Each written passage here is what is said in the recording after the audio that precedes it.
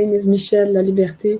I'm the production designer on Scream 6, and you're watching Craven's Something Scary.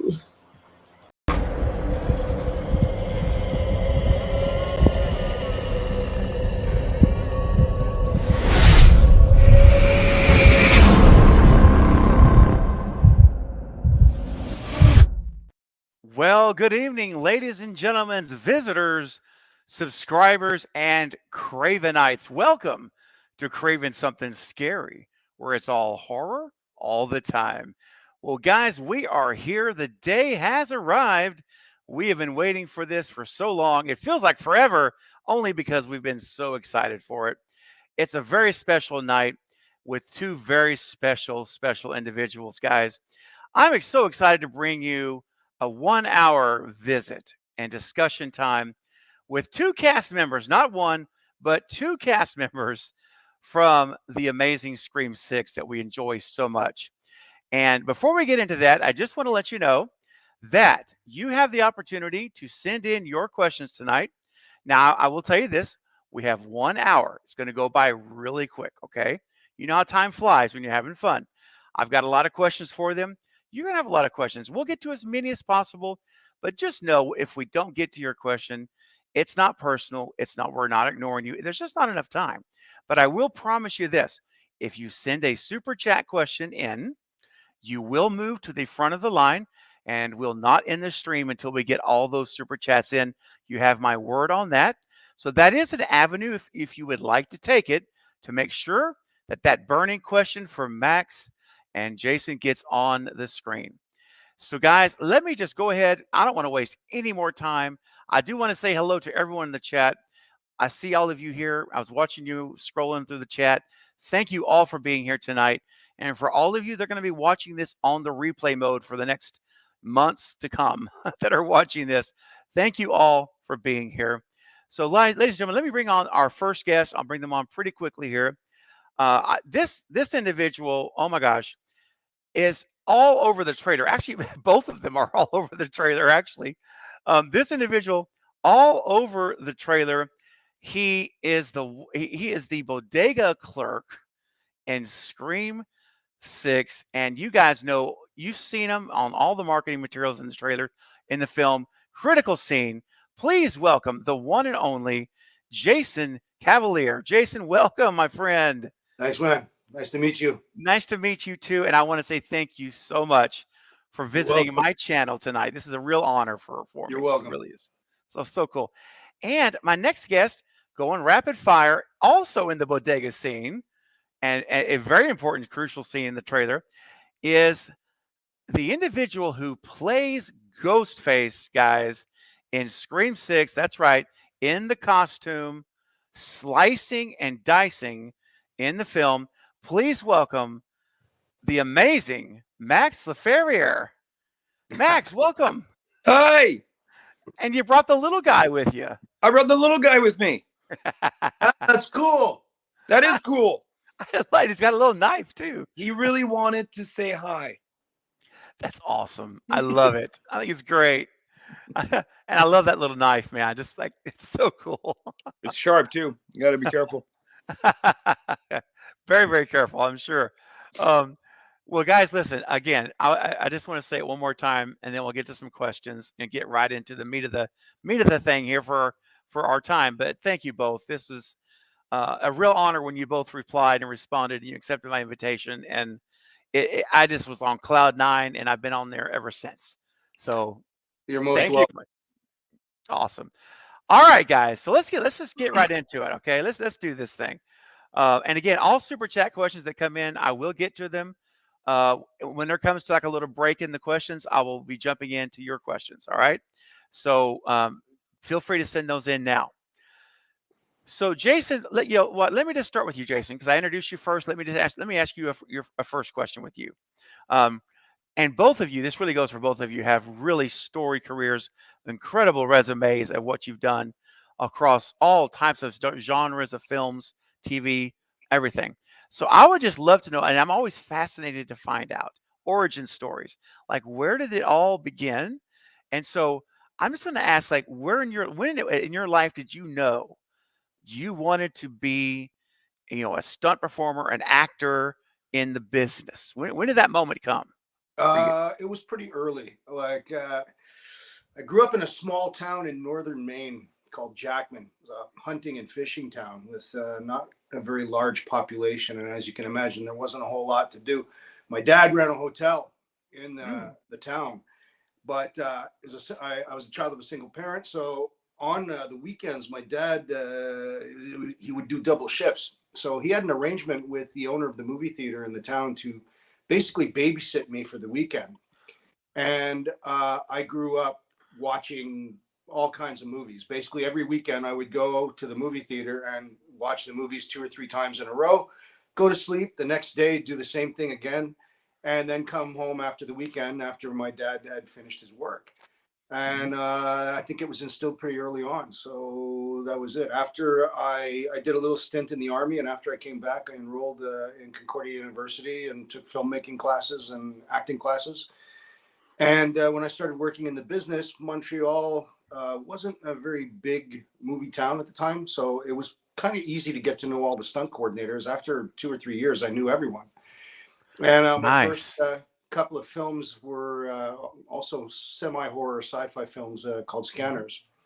And I started like showing the stunt coordinators that I was capable of doing some physical action. And then not long after that, they just started calling me directly to do stunt only jobs. So for, pretty much my whole career, I've had one foot in the stunt world and one foot in the acting world. And that's kind of how it started. Wow. That's awesome. So kind of the best of both worlds. You get to do a little bit of both. And I feel blessed. I got really, really lucky to do pretty much everything I've wanted to do. Wow. Not really wanting creatively anymore. That's so awesome, man. That's really great. And you're going strong, man. I mean, no signs of slowing down, right? Not in the grave yet. Maybe soon. That's right.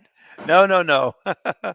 Well, now, Max, I'm gonna ask you the same question, my friend, because your resume is equally impressive. It's when you go into IMDb and you're like, oh my gosh, you've done a lot of acting as well as stunt work, television, as well as movies and video games, right? I mean, a whole lot of stuff. So, when did you know in your life? When did that point come where, this is going to be a career? This is not just a hobby.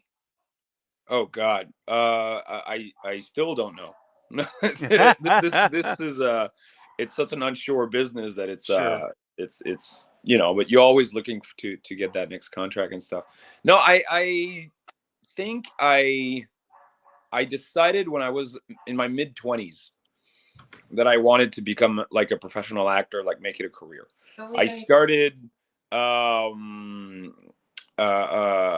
started doing theater when I was a kid, just for the kick of it, and then I stopped doing it because I didn't think it was going to be a possible career, but my sister did, and she went to New York to study. Her name is Kimberly, by the way, if I can put her name out there.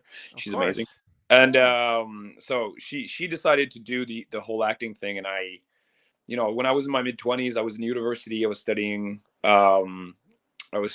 history, and I also was kind of in the process to become an RCMP officer. So I wanted to become a cop. And I asked my sister, I was like, so what is it like, being on set? Like, is it something possible and stuff? And she's like, well, if you don't know, just try being an extra and you'll see. I was like, all right. So I tried being an extra, and I fell in love with being on set, like seeing the set decorations and the people and the whole process. I thought it was amazing. And so I decided to get, to go do acting classes and get an agent. And from there on, my career started to build a little bit. And then I met Jason when I was about 25 for a movie called Immortals. And Jason brought me in as an audition to do stunts on it. And I booked like an SSE role. So SSE is like Special Skills Extra here in Canada. Okay. So it's an extra that can do special things. So in my case, it was fighting for that film. Wow. And so I worked with these guys for about a month. And after that, slowly I sort of made my way into the stunt world. and kept doing acting at the same time, and that just grew, and now I can actually, do both. So Max, very privileged. Max, what was the first film that you got your first stunt credit on? It was the actual stunt credit was Being Human. I was doubling Sam Huntington as a werewolf. So yeah, that was the first time. My first contract. It's funny. I had to be half naked in the wood, running, doubling Sam Huntington, getting shot in the back, and falling through the breeze, like wooden debris. So that was my introduction to the stunt world, being like almost fully nude and changing into a werewolf and getting shot in the back. It's like, well, you want to be a stunt man? There you go. Like, okay, great, awesome. That's awesome. Wow, that's fantastic. And it's so great because both of you have accomplished so much, and obviously you've done such an amazing job that you have sustained a career this long and established yourselves. And yeah, I know, right? But you have, and that's so impressive. And it really speaks to both of yours, I think. Well, and your personalities here as well. Just us seeing how humble you both are. You're how down to earth you both are. That speaks a lot because, there is someone could easily of your stature have a really, really self-indulgent attitude, and you don't. And I think that is huge as well. And it's interesting, like when I get to speak to folks in the stunt world, because I really admire the stunt performers. I love having stunt performers here to try to shine some light on what an amazing part, because you guys don't get enough recognition, in my opinion. You really don't, because Thank you. Seriously, you make these movies come to life. That's what I believe you do. And I'm just telling you, I'm so impressed by that. And I think that I'm just happy how both of you are at a place now where you can act, you can do the stunts, you kind of that you're established, like you are firmly established, and that's awesome. Oh, thank you so much. I mean, it's a group effort. Not gonna, when the film is happening, it's not because of one person that a film is being made, right? It's everybody's doing their job and everybody's working really hard, long hours and blood, sweat, and tears. And that's what makes a good movie, if everybody, gives it their all. So it's a group thing. But thank you. I appreciate the compliment. Absolutely. Yeah, pretty fun to work on the Scream 6 set because everybody that was there was my friend. Yeah. That's so cool. Max, who's killing me, I've known for years, and the guy first is one of my best friends. Is it made for a really comfortable set? And I gotta say, the Matt and Tyler were really, really like just chill, regular guys, just easy to work with, like really amazing. Cool. Yeah, amazing boys. A lot of fun. Well, that's I'm going to ask you some more specifics about that in a minute. But now that you brought it up, Jason, Max, how did it feel to have a buck 120 killing your friend Jason? What did that? Were there any like satisfaction in saying you deserve this, my friend? Oh yeah, it felt so good. No, but Jason and I have known each other for a very long time, so we got to kill each other a bunch of times. I think awesome. If we're not in the hundreds, we're close.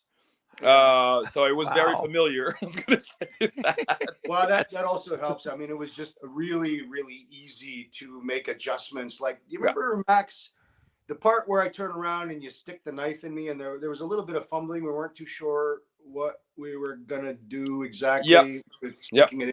But I think I just ended up grabbing it and holding it in place so that you could then grab my shotgun. You don't really notice it, but that's not at all, because the knife didn't have a blade, right? It was just the handle. Oh, it was just right. So basically, they made the handle in CG, so I could actually do contact with his chest instead of like stopping it before and if it was like a prop knife. But it was just the handle. We used that quite a lot on set, and then there was a little bit of fumble because for the knife to stick, Jason had to reach for it, and my hand was in the way, right? So I had to release it. Just that I had to hold it at the tip of the handle, so Jason had room to sort of go and grab the knife, and that way I could backhand him, and I could use the shotgun after that. But because we've known each other and played with each other for a long time, like adjustments were very fast. It's just like, Max, just hold it a little higher. It's like, yeah, no problem. and then held it a little higher, and then, you know, we got the shot like that. So Wow. it really helps when you work with the same people and you know each other really well. That's fantastic. Wow. So it's kind of like just almost like a hand in glove, right? You know Yes. each other, you know your rhythms, your Yep. all of that. And that's the scene in the bodega when you stab him in the left shoulder up here. That's if I right. remember right. Yeah. Yep. Okay. Got it. That's right. Wow, that's fantastic. Well, you know what? Real quick, there are a couple of super chats that have come through. So let's see what we got here. Super chats come in. This is the channel. Chat. That's right. Casey's coming in with a $2 super chat. Thank you, Casey, helping out the channel. Says, loving your channel. Well, thank you so much for that. I greatly appreciate it. Denisha's coming in with a $2 super chat. Says, hey, Jason and Max, was that bodega scene your favorite? 100%. 100%. It's such a cool scene because, first of all, you work with the people you know and your friends and stuff, and, you know, your coworkers. And Ghostface uses a shotgun. We've never seen that before. That's a first. And with one hand. I mean, you know, he's got skills, and we sort of introduce Ghostface as having skills. Yes. And then, you know, he's hunting through like the alley, the bodega, and that was definitely like my favorite scene. It's top 3. I'm gonna say top 3. Top 3. Yeah. Jason, how about you? Yeah, definitely. I had a blast making it, but as I told you before, I am ashamed to admit I haven't seen the whole film yet. Unfortunately, I watched all the way up to number 5, and then I ran out of time because I was renovating my office, so I haven't watched. It's because it's too scary, you know. He got just scared and just doesn't want to put himself through it. I get it, Jason. I understand. Okay. Could it be the trauma of seeing you die in the bodega? Is it that way? No, I've seen myself die many times. I think I've got the reincarnation thing nailed. Yeah. Jason is actually 105. 105. We don't know. We lost count. Oh, that's hilarious. Well, I gotta say though, that scene when you're backed up against the cooler and you're like, no, and then you're just like, bam. That was awesome. Dude, what a shot. That's not in the script, but I just figured I needed to fill the space with something. Perfect. I kind of was expecting them to tell me, nah, just lay there and cower, but now they let me do it. So no, it was so believable. It was like that's what you would do. That's what we would. You would. I mean, you're in fear. You're shot. No, you're bleeding. It was great. No, it was awesome. And then of course the cutaway scene, and we see the splatter all over the cooler. I'm like, dang. And we know what was shocking though was they put that in the trailer. Mm-hmm. I'm like, they put that shot in the trailer, which just stunned me that they did that. Yeah. Wow. But that is a definite highlight for me as a fan. Well, I hear great about the last fight, which I'm looking forward. I'll probably check it out tomorrow. I'll let you know, Max. Oh yeah. And I'm going to be talking to Max in a little bit about a particular apartment fight, but I'm not going to jump the gun. We're going to get there because that's another very highlight scene for me, for sure. And then we have Lighting Ghost bringing in a $5 super chat. Thank you, Lighting Ghost, for supporting the channel. Max, who is your favorite Ghostface and your favorite scene to film in 6? Well, my favorite Ghostface, I think the guy who did Scream 6 was amazing.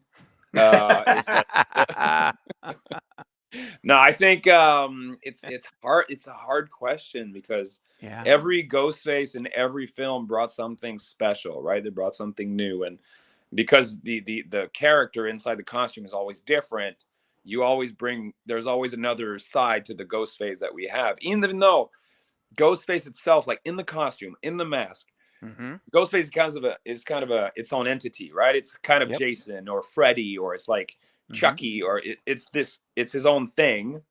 And then underneath the costume, it's, you know, an actual person. But when the costume is on, it's always like it's just Ghostface, right? Right. So it's hard to choose because every time, you know, there's something new to it. I think if I had to choose, I think the OG would be my favorite. Lee Waddell. Yeah, I think so. He it was violent. It was the first kill. You're just, you know, mesmerized by it, and the way Drew Barrymore dies. I'm sorry if people haven't seen it yet, but at this point, it's your fault. That's right. You That's like right. Scream 1, you should see it. And the way she gets hung, on the tree and stuff, it's very brutal. But so I think I'm gonna say, if I had to choose one, like gun to my head, I think it would be the OG, the first one. Yeah. There's nothing wrong with that answer. The OG Lee Waddell, 100%. But and I'm just going to throw this out there, Max, because one thing about the way you played Ghostface is very, very different than any other Ghostface in the franchise, and the movements of how you did Ghostface is very different than the films. It's I call it tactical. There's a confidence in how Ghostface moves in that bodega in Gail's apartment. It's anywhere you see Ghostface, and that there's confidence. And when I was watching the trailer initially, I'm like, oh, this is a tactically trained person. This is law enforcement, military. This is something very confident. Right. And then when I found out that the cinematographer, oh my gosh, his name just slipped my mind. Oh my gosh, I had his name. I know exactly who you're talking about, though. But yes. Yes, when he was seeing how you were filming, I mean, you were portraying, and he decided to use the handheld cameras in the bodega, so that it would be almost capturing you really up close, tight shots of your movements. Yeah. And I was just wanted to ask you this. Did Radio Silence, Matt and Tyler specifically, did they have a hand in directing you in that, or was that your own interpretation of how you wanted to portray Ghostface in this storyline? Right. I mean, Ghostface, like, yes, they had a little bit to say about it, but they kind of let me do my own thing. Nice. So when we started, doing the rehearsals, before I knew that I was going to play Ghostface anyway, I was helping out with the rehearsals and the fight choreography. Okay. For the film. And then I was just, the coordinator, Alex, gave me the mask and the knife. Is like, okay, Max, you do Ghostface for this, rehearsal. I was like, all right, fine. Mm-hmm. So, but I think the director liked the way I moved in those rehearsals, in the choreography.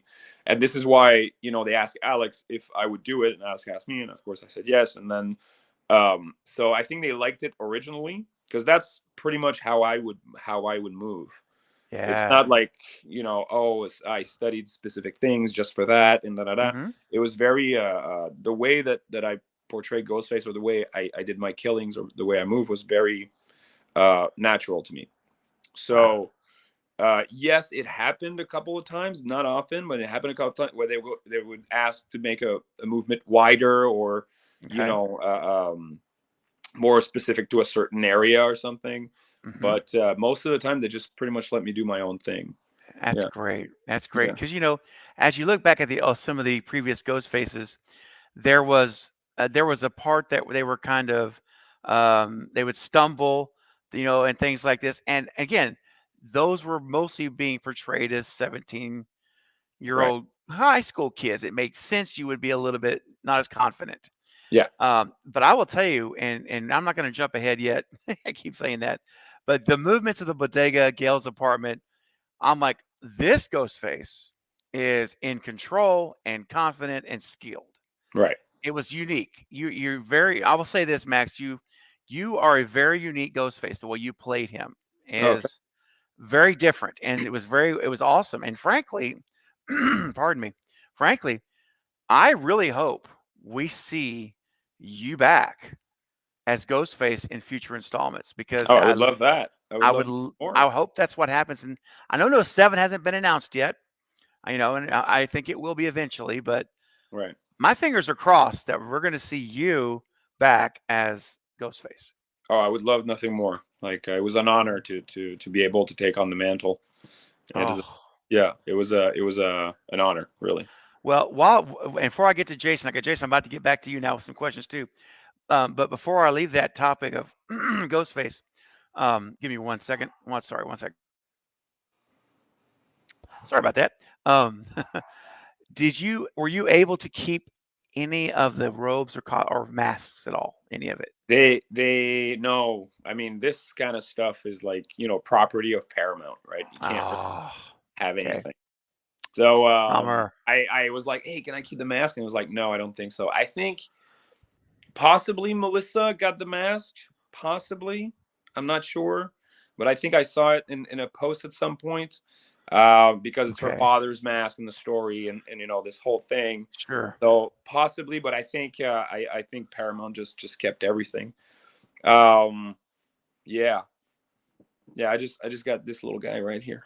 Well, you know what? And you can turn on Scream 6 anytime we want, and there you are. There we go. Right there on the screen. There we go. All right. Now, Jason, sorry, guys, my throat is acting up. I'm just curious, how did the audition come about for you? And I got some videos I'm about to show. Kind of set those up. How did the audition process work for you on this? The way it usually works is when the movie comes to town, like in my case for stunt actor roles, they're usually the purview of the stunt coordinator. The casting director will find out which roles are stunt related, and then they will suggest some people, but the stunt coordinator will also suggest people. And the filmmakers will usually tend to take the stunt coordinator's suggestion because they just know that, if he's suggesting this guy, it's because he trusts him and he can do whatever, physically can do whatever. So Alex will usually ask 4 or 5 people he knows that dabble in acting as well as do stunts to send in an audition tape. And then you wait for a couple of weeks, or in my case, I think I waited about a month, I don't know, to find out. And I'm auditioning for other things at the same time. So you never know. You're always kind of juggling, right? Juggling work when it happens. And then that's it. I just got lucky. I guess they liked my look and they liked what I did. And Jay, didn't you like put like special effects in your audition and stuff, and like sound and like gunfire and stuff? I did. Yeah, that was awesome. And I did. Go ahead. If I just played the lines, the scene is mostly action. So without sound effects and without any kind of stuff going on, it's sort of hard to sell and hard to tell. And it would feel kind of dry. It would just sort of feel like I'd be saying the lines like "look out" or "here's the keys" or whatever, and then waiting. And that's kind of the hard part, is filling in all the parts when you're not speaking, reacting to the stuff that's not there. But yeah, I think it would be really fun if you showed that audition to everybody. Jason. It's funny you say that. It's an idea of like what we do to get the job. Well, and on that note, everyone in the chat, we've got a real treat for you. Jason has provided me the actual audition recordings. Wait, what? Yeah, that's why I'm saying it's so funny you say that, because I actually have them. Jason provided these for me, and I don't think, Jason, these are probably readily available anywhere, are they? These are pretty not easy. No, I save all my auditions. Yes, just so to go back and look at stuff, and I mean it's safe now because the movie's out. Sure. Is this safe to say this is an exclusive, Jason?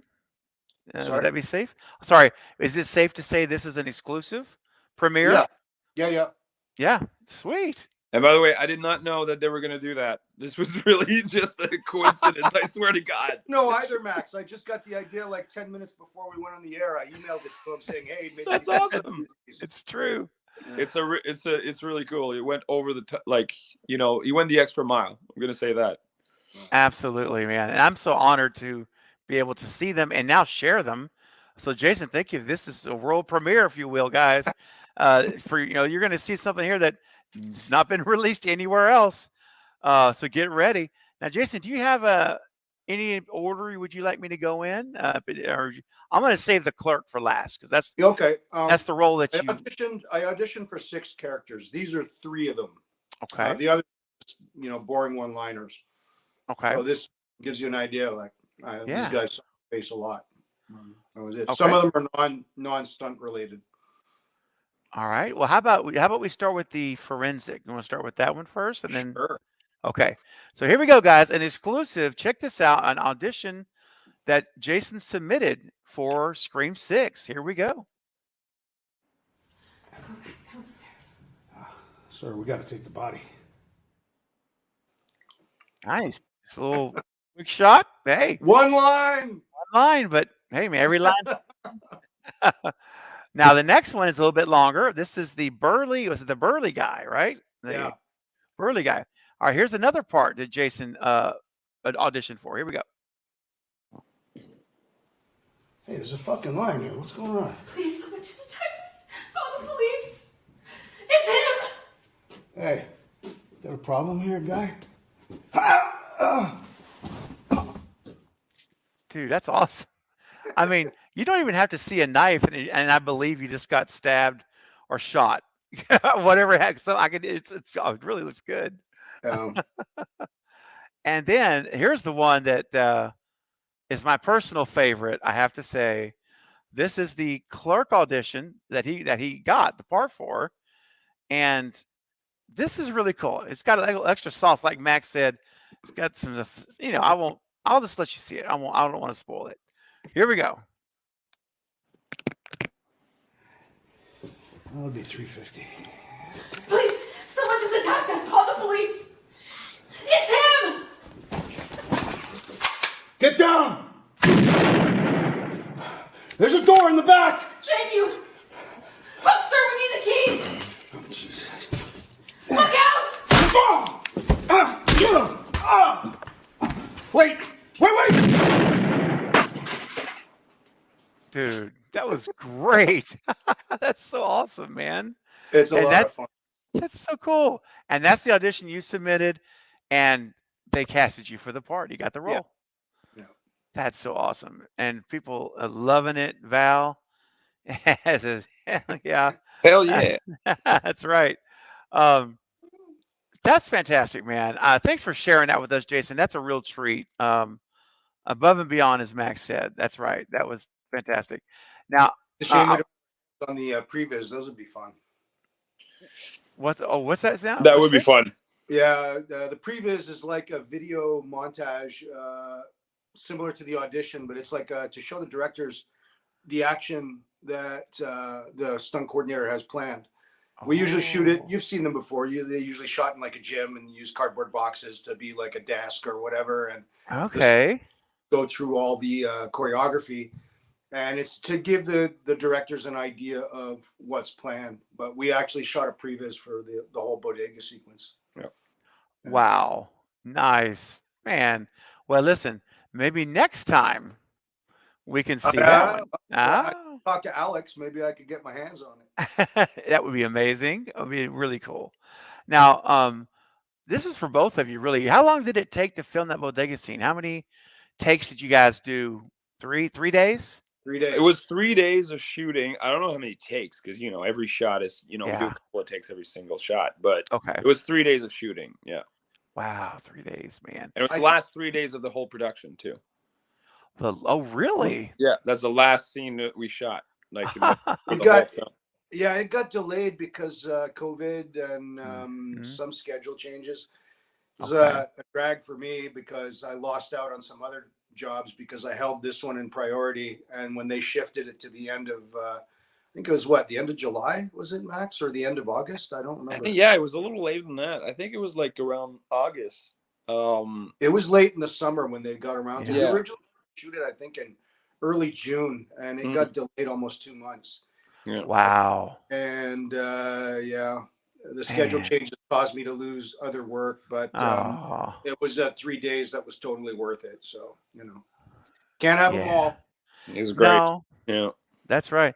Now, just a question about the bodega scene, then we're going to move on to some other stuff. What did both of you find to be the most challenging or most exciting element of that shoot, of those 3 days? Was there something that stuck out? I mean, the most challenging is always breathing in the mask for me. I bet.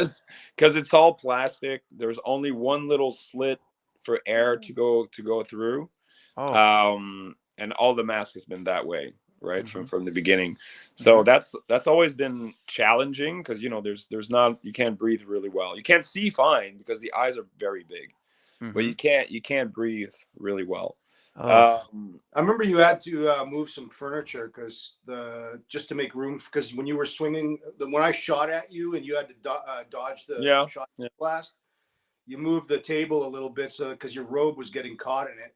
Yeah, I mean, the costume issues happen, and sometimes you got to move the set a little bit just for the shot, for the action to work. But other than that, there was no issue. Other than the challenge of breathing. That's it. oh, wow. And other than the most exciting, I would say, was just shooting the shotgun. Even though it's fake, like, we didn't shoot actual shells or blanks or anything. Just having the sawed off, shotgun and having face shoot it with one hand was pretty badass. So I think that was my favorite part of the scene. Oh, nice. Yeah. Jason, how about you, man? I gotta say, I don't want to disappoint anyone, but it wasn't particularly challenging. It was actually very relaxed and very cool, and I like it like that. No stress. Yeah, everyone was great to work with, and everything went professionally and smoothly, like how every show should go. It was definitely a highlight because I just had a lot of fun for 3 days with friends of mine, and the directors were super easy to work with, as was Jenna and everyone else, and it was great. Just really smooth, really cool. Yeah. Nice, man. That's great. Now we've got some more super chats here that have come in. So let's see what the super chat time. My good friend Jen Warner. Thank you, Jen, for $5 to support the channel. Says, do you have your own union as stunt performer, or are you all SAG? Well, actually, in Canada, we don't have SAG. In Canada, it's called ACTRA. So I'm not sure exactly what it stands for, but it's ACTRA. Association of Canadian Television and Radio Artists. Exactly. Wow. There you go. So it's very similar. Yeah. It's very similar to SAG. So, and as stunt performer, we are part of the same union as the actors. So because we're in front, it's performing, right? So we're part of the ACTRA brotherhood. Okay. Nice. So that's your so I guess that's your union there that you are all a part of, that you're together with. Okay, that makes sense. That's right. Okay. Yeah. We also have one in French because Canada is like bilingual country. So there's a union in French called UDA. It's called Union des Artistes. Oh, you know that one. Huh? I said you know that one. Right. You know that one? Yeah. So nice. There's 2 unions in Canada, and then there's SAG in the States. SAG in the States. Okay. Nice. Well, Jen, thank you so much for your question and for your support of the channel. Much appreciated. And David had just sent in a $2 super chat to support the channel. Well, thank you, David. Appreciate that, man. It's very kind. And Sarah, good friend Sarah, coming in with a $5.50 Canadian super chat, and says, on behalf of the 40 people, now we're at 56 people watching. Thank you so much for taking the time to speak with us. This is such a treat. Oh, thanks, Sarah. It's a pleasure. Thanks, Sarah. So cool. Thank you, Sarah. That's very kind. And it is a real treat. It really is. And Sarah's one of my moderators here also on the chat. And another one of my moderators, and good friend Val, sent in a $10 super chat. Thank you, Val. It's so kind, my friend. Wow. She says, thank you so much for sharing your experiences with Scream 6 with us tonight. When you both accepted the roles on 6, did you realize the fandom you were stepping into? No idea. No clue. Oh, man. Nope. No clue. Let me tell you. Go ahead, Max. You're about to say something. Go ahead. No. I was just when Alex contacted me for the rehearsals at first, I didn't realize, like, I knew what Scream was, of course, because everybody's seen Scream, but I didn't realize how big of a deal it was. Because when you work in movies, like, some movies are bigger than others, some actors are more established than others, some directors are more established than others, and as performers, it's a job. So for me, I took it as a job. It's like, all right, I'm going for rehearsal, do this, do that, show it to the director, meet the directors, great. And then Alex told me, if I wanted to do it, I was like, sure, sounds good. I show up to work, and it's not until I showed up to work for the first day that I realized how big of a deal it was. Because I show up to my trailer and the costume isn't there. There's just a hoodie, the pants, and the boots. And I was like, guys, I think I'm missing the costume. And they go like, no, you're not gonna have the costume until we're on set. It's like, oh, okay. Because apparently there could be some photographers, some people with, taking pictures or anything, and they would know that another Scream is in the mix, and they didn't want that, right? They didn't want anybody to know. It was very secret. Yeah. And even when we did the bodega scene, which was the last scene, I was hidden, like I'm running after Jenna outside and Melissa outside before we get in, and I had to be hidden in a tent, like in a black tent. Wow. Because nobody could see that I was wearing the costume, right? Like from the public. I mean, people walking on the street and stuff. So it was very secretive. So I didn't realize how big of a deal it was. And even bigger when I was announced as the Ghostface, as the actor behind Ghostface, then the number of DMs and contacts that I had on Instagram and on Facebook and everything was amazing. Like, and everybody was so nice too. Like, the fans are such a cool gang of people. Yes. Like, everybody told me how they like the film, and they appreciate how they like the performance, and I was like, I'm so grateful. Like the community are the best. Like, everybody's super nice. And so I didn't realize until I got to set. I didn't realize how big, and now I'm like, big deal. It's fun. It really is. I mean, the both of you are like forever cemented into the fandom. You're in. I mean, you're in it. You're in the alum, and you're in the family, guys. That's just, it's the way it is. It's like, it's what we do. We are passionate, and Scream is my favorite franchise. I started this channel based on Scream. It's like, I wanted to share my passion for it. And it is real. The passion is real for this franchise, and it's and for all of you who have a part in it, it extends to you. So you are now you are in the family, and it's so cool. It was a real honor again. Like, I know I said it before, but I couldn't be more grateful. Like, it was the best. And Jason is one of the guys that actually fought Ghostface. A lot of people run away from Ghostface. True. Jason actually fought me. Yeah. He lost because I lost, but still. Hey, but he fought. He did. Gave it his all. That's right. I gotta say, in preparation for the interview, I watched not the sixth one, but I watched all five. Yeah. And I now understand why the fan base is as large as it is, because I love the fact that the films are self-deprecating a little bit, and also kind of self-referential. And that was an aspect that I wasn't expecting, and I thought it was really kind of cool. So I'm looking forward to see if that continues in number 6. Yes, absolutely, man. It's no spoilers. Don't tell me. No spoilers. Well, Jay, I can tell you one thing: the bodega guy, he dies. Okay. I'm sorry. Yeah. I had to say it. Like, I know it's at the beginning of the film, though, so you won't. The film is not spoiled. Well, okay, And his haircut I hear is the amazing. guy that plays Ghostface is awesome. I hear Ghostface is like a whole different thing. Yeah, I hear the guy who played him is amazing and gorgeous and very handsome, and I can neither confirm. I can't confirm nor deny. But we got. Let me see here. We do have a couple more super chats that have come in that we're going to get to. And let me see here real quick. I want to make sure where I'm at on my Trevor. I want to be conscious of our time as well. I want to be very respectful of your time. Oh, it's all good. No rush, man. It's all good. I mean, okay. I just that's something that's very important to me, because you guys are willing to come here, and I want to be very respectful of that. So now, Max, I'm going to ask you now.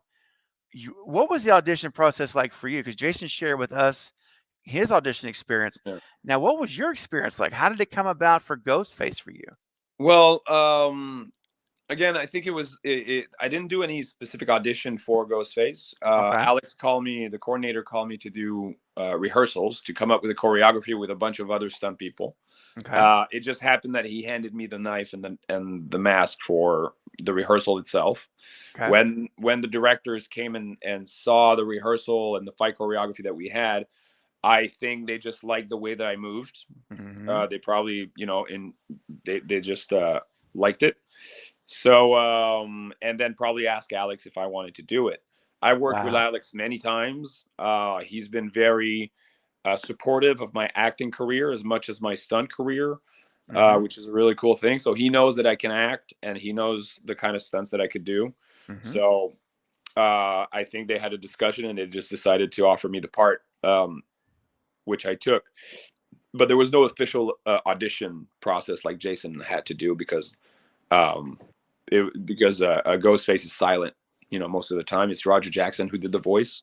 Like, I had to speak 2 lines in the kitchen, and when I killed the guys in the kitchen, like the first kill, basically. Oh, And yeah. that Mhm. famous line, "Who gives a fuck about movies?" About movies, My yes. favorite line of the film. It's so good. So I had to say that, and then Roger Jackson dubbed over me, like back in, I think they recorded it in LA. Okay. And so I spoke, but at the same time, Ghostface doesn't really speak, right? It's all body acting.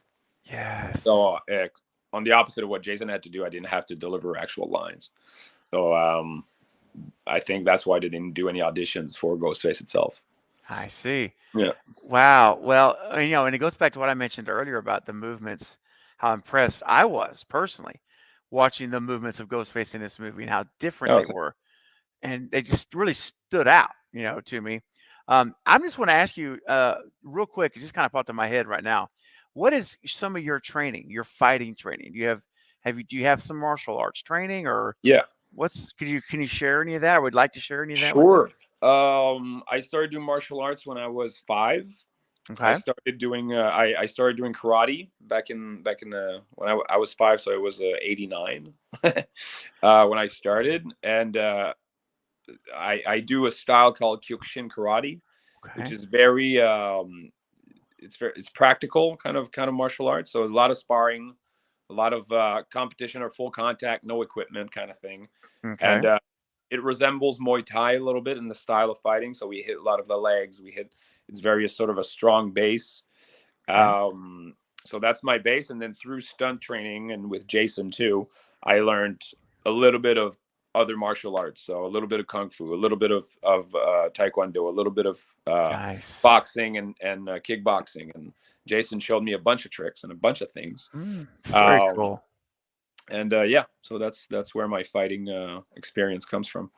So if you two guys were in a bodega for real, just in real life, hanging out, going to grab some snacks on your way to hanging out, going to a game, and someone decided to come into that bodega with a buck 120 to do some damage, they're not going to be very happy to come across the two of you, because I would probably go behind the door and scream like a little girl. I would, I wish in my mind, I would I would take him out, man.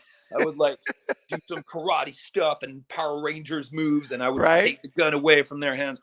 That probably would not happen. Oh, no. Yeah, we always think in our head, right? Well, Jason, what about you, man? For a jar of pickles and throw it at the guy's head and run out the back door. See, he knows. There you go. Jason's the man. The guy has a gun, no. Yeah, a gun is tricky because you can't dodge a bullet very well. There's no second. Ghostface can apparently. Well, that's Ghostface true. did.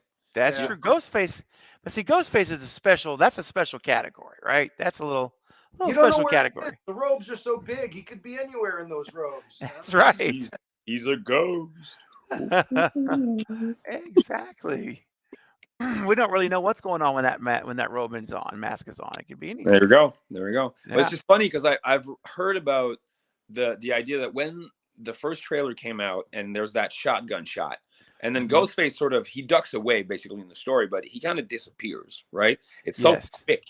And some people actually thought that there was some supernatural aspect to Ghostface now. You know, they sort of brought in this supernatural idea that Ghostface could disappear or something. Yeah. It's just not the case. Like, he goes around like this little table and then comes back, you know, to kill the bodega guy. But that was one of the what's the word I'm looking for? It was sort of one of the ideas that came out when the fans saw the Scream trailer the first time. Okay. You know? So, but it's not, by the way. He's just a human being inside the robe. Inside the robe. There you go. Yeah. Oh, let's see, guys. We got some more super chat questions here. Let's take a look. The two boys and Scary Yeah. Pops. It's never too late for justice. They'll know what it is. Oh yeah, let me put that. I'll pull him up right now. Let me pull it up. I'll pull it up. There it is. Two boys with a $5 super chat. Thank you so much, Eric. Max. So we'll do. Oh, I see. Okay. Two boys and their Scary Pops. Yes, I do too. He's a good friend, Eric. Great friend of the channel. So this is a two-parter. And so Jason, get ready. We're going to ask you to do that one more time. Get your pipes ready, man, because that was really good. Right. Max, for you, it says adrenaline is your thing, like jumping out of planes, right? Question mark.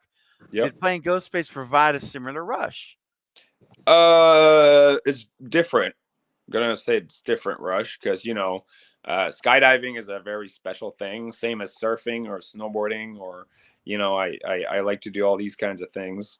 Playing Ghostface, it's not the adrenaline rush because you don't know what's gonna happen kind of thing. It's more like a group of people making something together. So fight choreography, and of course, in the moment when the fight choreography is just about to happen, there is an excitement. I have a special routine, like a sort of, again, I'm looking for my words, but yeah, a certain thing that I like to do before a scene starts, an action scene starts. So I just do that, and then if you trust the people that you're with, and you know what you have to do, then everything goes according to plan. But there is a rush. There is a little adrenaline rush for sure. Because you're gonna swing, you're swinging knives, you're fighting, you're jumping on people, you're tumbling, you're doing all these things. So there's a rush that everything needs to go accordingly. That you hope nobody gets hurt or hit, and that they got the you got hit a lot, huh? Which I said I hope you got hit a lot. Oh yeah, I got hit a little bit. For sure. Yeah, it happens. Awesome, man. That's cool. That's awesome. That's a great question and a great answer. Yeah. Now, perfect. Jason, Eric is asking if we could get a Batman voice from you. It's never too late for justice. Ooh, there we go. Tell him I'm trying to find it. If you go on YouTube, punch in my name and Batman, and you should get a couple of short films I did where I actually got to play Batman. Oh, that's awesome. I believe it's called Mother's Day in Gotham. Yeah. Wow. Yeah. That's very cool. Batman voice. Yeah. Guys, definitely check that out after the stream. That's awesome. All right, cool. Well, we got a couple more that came through. Lighting Ghost with a $5 super chat. Thank you, my friend. He says, let's be honest. Annika didn't deserve what happened to her, you monster. No, she deserved it. 100%. She tried to fight back. That's what happens. She did try. Yeah. No, that was a great moment. Yeah. Not just as the kill, but because Annika, like Devin, the girl who plays Annika, is very small, right? Mm-hmm. So it was kind of a cool moment, and we came up with it when we did a rehearsal with the actors the day before we shot that scene, and we came up with the idea that Ghostface could lift her up by the neck because she tries to fight back, so he gets angry, right? He gets pissed at her. So he grabs her by the neck and lifts her up with one hand, which makes him a little supernatural, a little stronger than human. Mm-hmm. But she's very, very small, right? So we actually did it. Like, I grabbed her by the neck, and then there's a stunt technique, so I don't actually hurt her, where she grabs onto my hands and I just sort of lifted her up. Okay. And then ram her against the bookshelf and stab her in the stomach. Mm-hmm. So that we came up with that like the day before, you know, that little part. And of course we knew she was going to die and stuff, but it was a really fun sort of way to use the environment to kill someone, like to kill like one of the characters, in the same way that I think it was in Scream 2 when they used the garage door. You know, Scream it's 1. kind of, Yeah. oh, use like this is like they're trying to escape through this. Let's use this thing. Yeah. You know, Yes. which is what that kill was. So she's trying to run away, go on that ladder. So let's tip that ladder, and you know, no, don't have to use my knife on this one. No, and I love how you just slam the knife down, bang, into that desk or whatever nightstand. Yeah, we came up with that little bit the day of. I asked because it was an actual knife. Like we had a couple of prop knives, and there was one or two that were actual knives. You know, when we don't get close to the actors or anything. Yeah. Oh, I was like, hey, I asked Set Deck, is it all right if I, you know, stab the windowsill when we do that, so I don't have to, you know, drop the knife slowly or anything? So yeah, go for it. And whenever we got to that shot, you know, on the costume, there's big sort of strings of fabric under the arms. Yeah. So every time, like at the beginning especially, we had to do a couple of reshoots because every time I was stabbing, I was lifting my knife up, and then as I went down to stab it on the windowsill, like the fabric would go under the knife, and I would stab my own sleeve. Oh. And then I was sort of stuck on the windowsill. Oh like, no! Son of a bitch! Like I couldn't get away. So then I just looked at camera, going like, "Sorry, I got to do it again." Oh dang! There was a couple of holes in the sleeve after like a couple of shots. So it was actually difficult to not get it caught. But I think I did it for a take or two, and then to use that one. Oh wow! It was fun. It looks great, and I love how you let her get across, like halfway across the ladder, and then finally you're like, you know what, I'm done with this. Yeah. You just like pick it up, like, okay, we're done. You know, just turn it, and boom. So wow, that was great. So Lighting Ghost, thanks for the super chat. And that was a funny one. Now, my good friend Marcus over at I Shot Him 6 Times, great channel, says this that was amazing. Glad to meet both you fellas. You both did great. Another great stream once again, Stephen. Well, thank you, Marcus. Thank you, Marcus. That's awesome, man. We appreciate you, buddy. And now Jason Kruger, gotta love the last name there. While performing as Ghostface, do they keep your grunts and noises you make, or does Roger Jackson dub those in post-production? That is a very good question. I mean, of course, I do grunts and noise when I you know, when you fight. I think they kept it. I think. Okay. Because when you hear the movie, it doesn't sound like the voice Roger brings to the table, right? That sort of modulator that they use. But it's possible that they modified it so it doesn't sound like somebody else. It's possible. Okay. But I don't like. I watched the movie once, and I don't remember if I hear a lot of my grunts and noises. So it's possible they kept it. It's possible they didn't. I'm not 100% on that. Okay. So there's a chance. There's a chance. There's a chance that we're actually hearing your actual grunts in those scenes. Yeah. I mean, you hear me speak or in the bloopers, because there's a couple of bloopers that are online right now, like when the gun jams in the bodega, or you know, when I came in too early and stabbed Jenna in the theater when I was not supposed to come in too early because I didn't know they had actual lines with her Mason. So there's a couple of like moments where in the bloopers you hear my voice under the mask, but I think it's the only time that you can actually hear me. This is some cool insight, man. I'm telling you, this is so fun, guys. I hope you guys are all enjoying this, because what a great insight and great question, Jason. Great question. That is a really good question. Thanks for your super chat, my friend, as well, helping the channel out. And we have one more that came through, and we're going to start wrapping up, guys. So we are at the 1 hour mark, and I promised Jason and Max that we would keep it to like an hour. So I don't mind, by the way, if you want to push it a little longer. Like it's fine. You're okay with that? I'm having fun. Yeah. Okay, Jason, are you all right with that? We go All good. Another 15 minutes Oh, yeah, to a half hour. Is that okay? We'll play it by ear. No problem. Okay. Yeah. That's so generous, guys. And we still have like 50 people here too, so we have a really great crowd.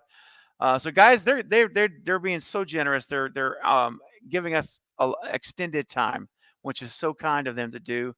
So this is so cool. And Val sent in another $10 super chat. Val, you're so kind. Thank you so much. Val said, I saw someone in the chat say this, and I have to agree. Your character was an unsung hero of Scream 6, like Kenny in the OG. If not, your actions helped our final girls to survive. That's Jason. We're talking about you, my friend. Yeah. And that bodega clerk, is you really did. You got them out of there, and you basically sacrificed yourself because the time it took you to get those keys that you had to turn away, and then it was too late. That's an awesome comparison. I love Kenny. Right?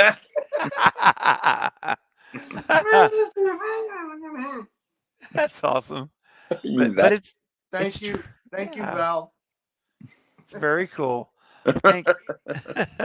I agree, Val. He really was an unsung hero.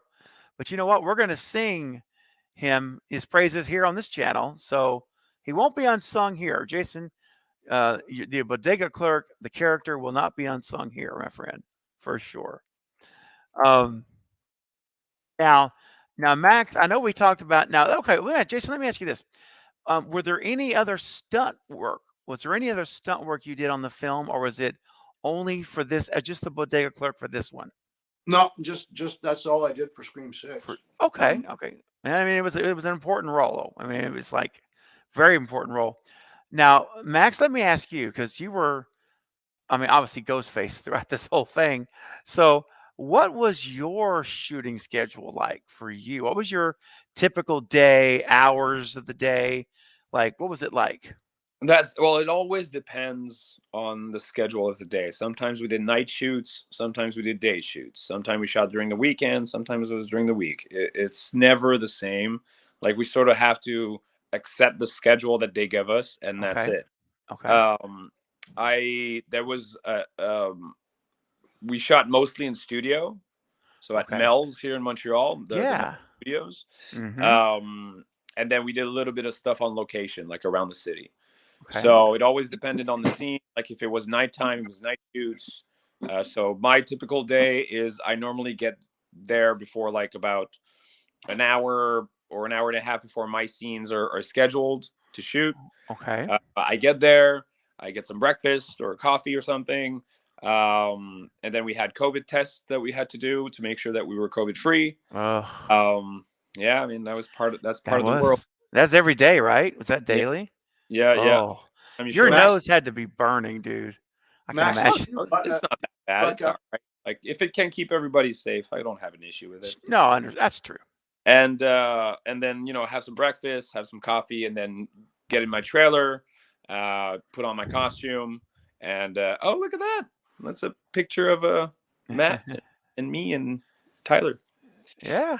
And then and then I showed up on set, said hello to everybody, put on the robe, and then put on the mask, talk about the scene, do a little rehearsal what we had to do, and then we shot. And then once my scenes were done, do the same thing but the other way around. Wow. And Max, didn't it end up being more days than you originally thought? Like, didn't you? A little bit. I think I was originally supposed to have about 25 days, and I think I ended up having like 32 or something. That's pretty good. Yeah, that is pretty good. It's rare that we have so many days in our industry, but I will gladly take it. Wow, 32. Was it about 32? Wow, that is a lot, man. A lot. Yeah. Well, it's the movie was shot over a period of like 2.5 months, 2.5 to 3 months. It's true. Yeah. And it's nice when you have a $35 million budget film. You could do a lot, a lot more time. And it's funny because I talked to different actors from all different levels of filmmaking, and I mean I remember talking to one of my friends who's made a couple of films with Asylum Studios. the independent asylum, Okay. and Oh, it's yeah. they put like a lot of independent films, I know and Asylum. Yeah. asylum, and they I said, man, he did a Headless Horseman film last year, and he wrote and directed it, and I interviewed him here on the channel, and they had like 7 days, 8 days. It was ridiculous, but he got it done. Wow. But yeah, like 7 or 8 days. That's all he had to do everything. Yeah. And so I'm like, it's nice when you have an opportunity to work with a studio. Yeah. It's a large scale major motion picture like that, where, plus, I mean, everything is elevated. I imagine the food service is nicer, right? Oh, I imagine you have everything's probably a lot. Yeah, I'm delicious. sure. Great. Yeah. Yeah. I love the food on film sets. It's very good. Nice. Nice. Oh man. Well, that's fantastic, man. That's a lot of days of work. And now, I'm just curious, because since a lot of this was filmed in Mel's, right? They can At Mel Studios, yeah. at Mel Studios, they can create night or day environments with Yep. lighting, right? Yep. So, how much of your time was filmed at literal nighttime versus daytime? I think how many? I'm gonna say about maybe a third of it Okay. was actual night. Even like we had some days in studios that we could only shoot at night. I think it was a thing about Okay. the scheduling and booking the studio itself. But we had night shoots in the studio. We also had to do that. Like, the whole metro scenes, like Oh, in yes. that was all like done inside. Like they built the whole station and the train, and Mhm. even a fake train on rails that he could push and pull for the arrival of the train at the station. Yes. Amazing work. Like the people that did the sets were like artists for real, and we had to shoot all of those at night, even though it was Wow. inside. Probably because of scheduling or something, but we shot those like it was night shoots. So we finished our day at like 4 o'clock in the morning, and then went home, try to sleep a little bit, come back the next afternoon, and do it all over again. Oh my gosh, man. Yeah. That's so cool though. I mean, and it's got to be so neat and surreal to be on these sets. And then when you go back and watch the movie, like, Yes. because you saw the set, like you're walking in and seeing everything, Yeah. but to see it on the film, I mean, what was that like for both of you? But especially the subway scene, Max, for you. Yeah. What was that like when you saw it, how it actually looked, the finished product? It's always impressive. It's always impressive to see like the set itself when you walk in the studio and you see all these amazing sort of buildings that they built, and even like the apartment scene, like When I Kill Annika, it was all inside. It was in studio, so they built the outside of the apartment and the inside as well. Like everything was done in studio. So these amazing craftsmen, Yes. like building these worlds, right? And that's why I even fell in love with movies when I started. When I did that extra work when I started. Yeah. It's built out of nothing, and then when you watch the movie, you can't even tell. Like you have no idea. Like you don't know that it's fake, but it's so well done. So it's always impressive to see that. And then you watch the film and you're totally, if you're in the story and you don't see this, these that it's fake buildings and stuff, and it's all part of the reality, part of the world that you're in. It's great. Movie magic, man. It's because Gail's apartment, you would believe they were in a real apartment building. Yeah. Yeah. Totally. Yeah.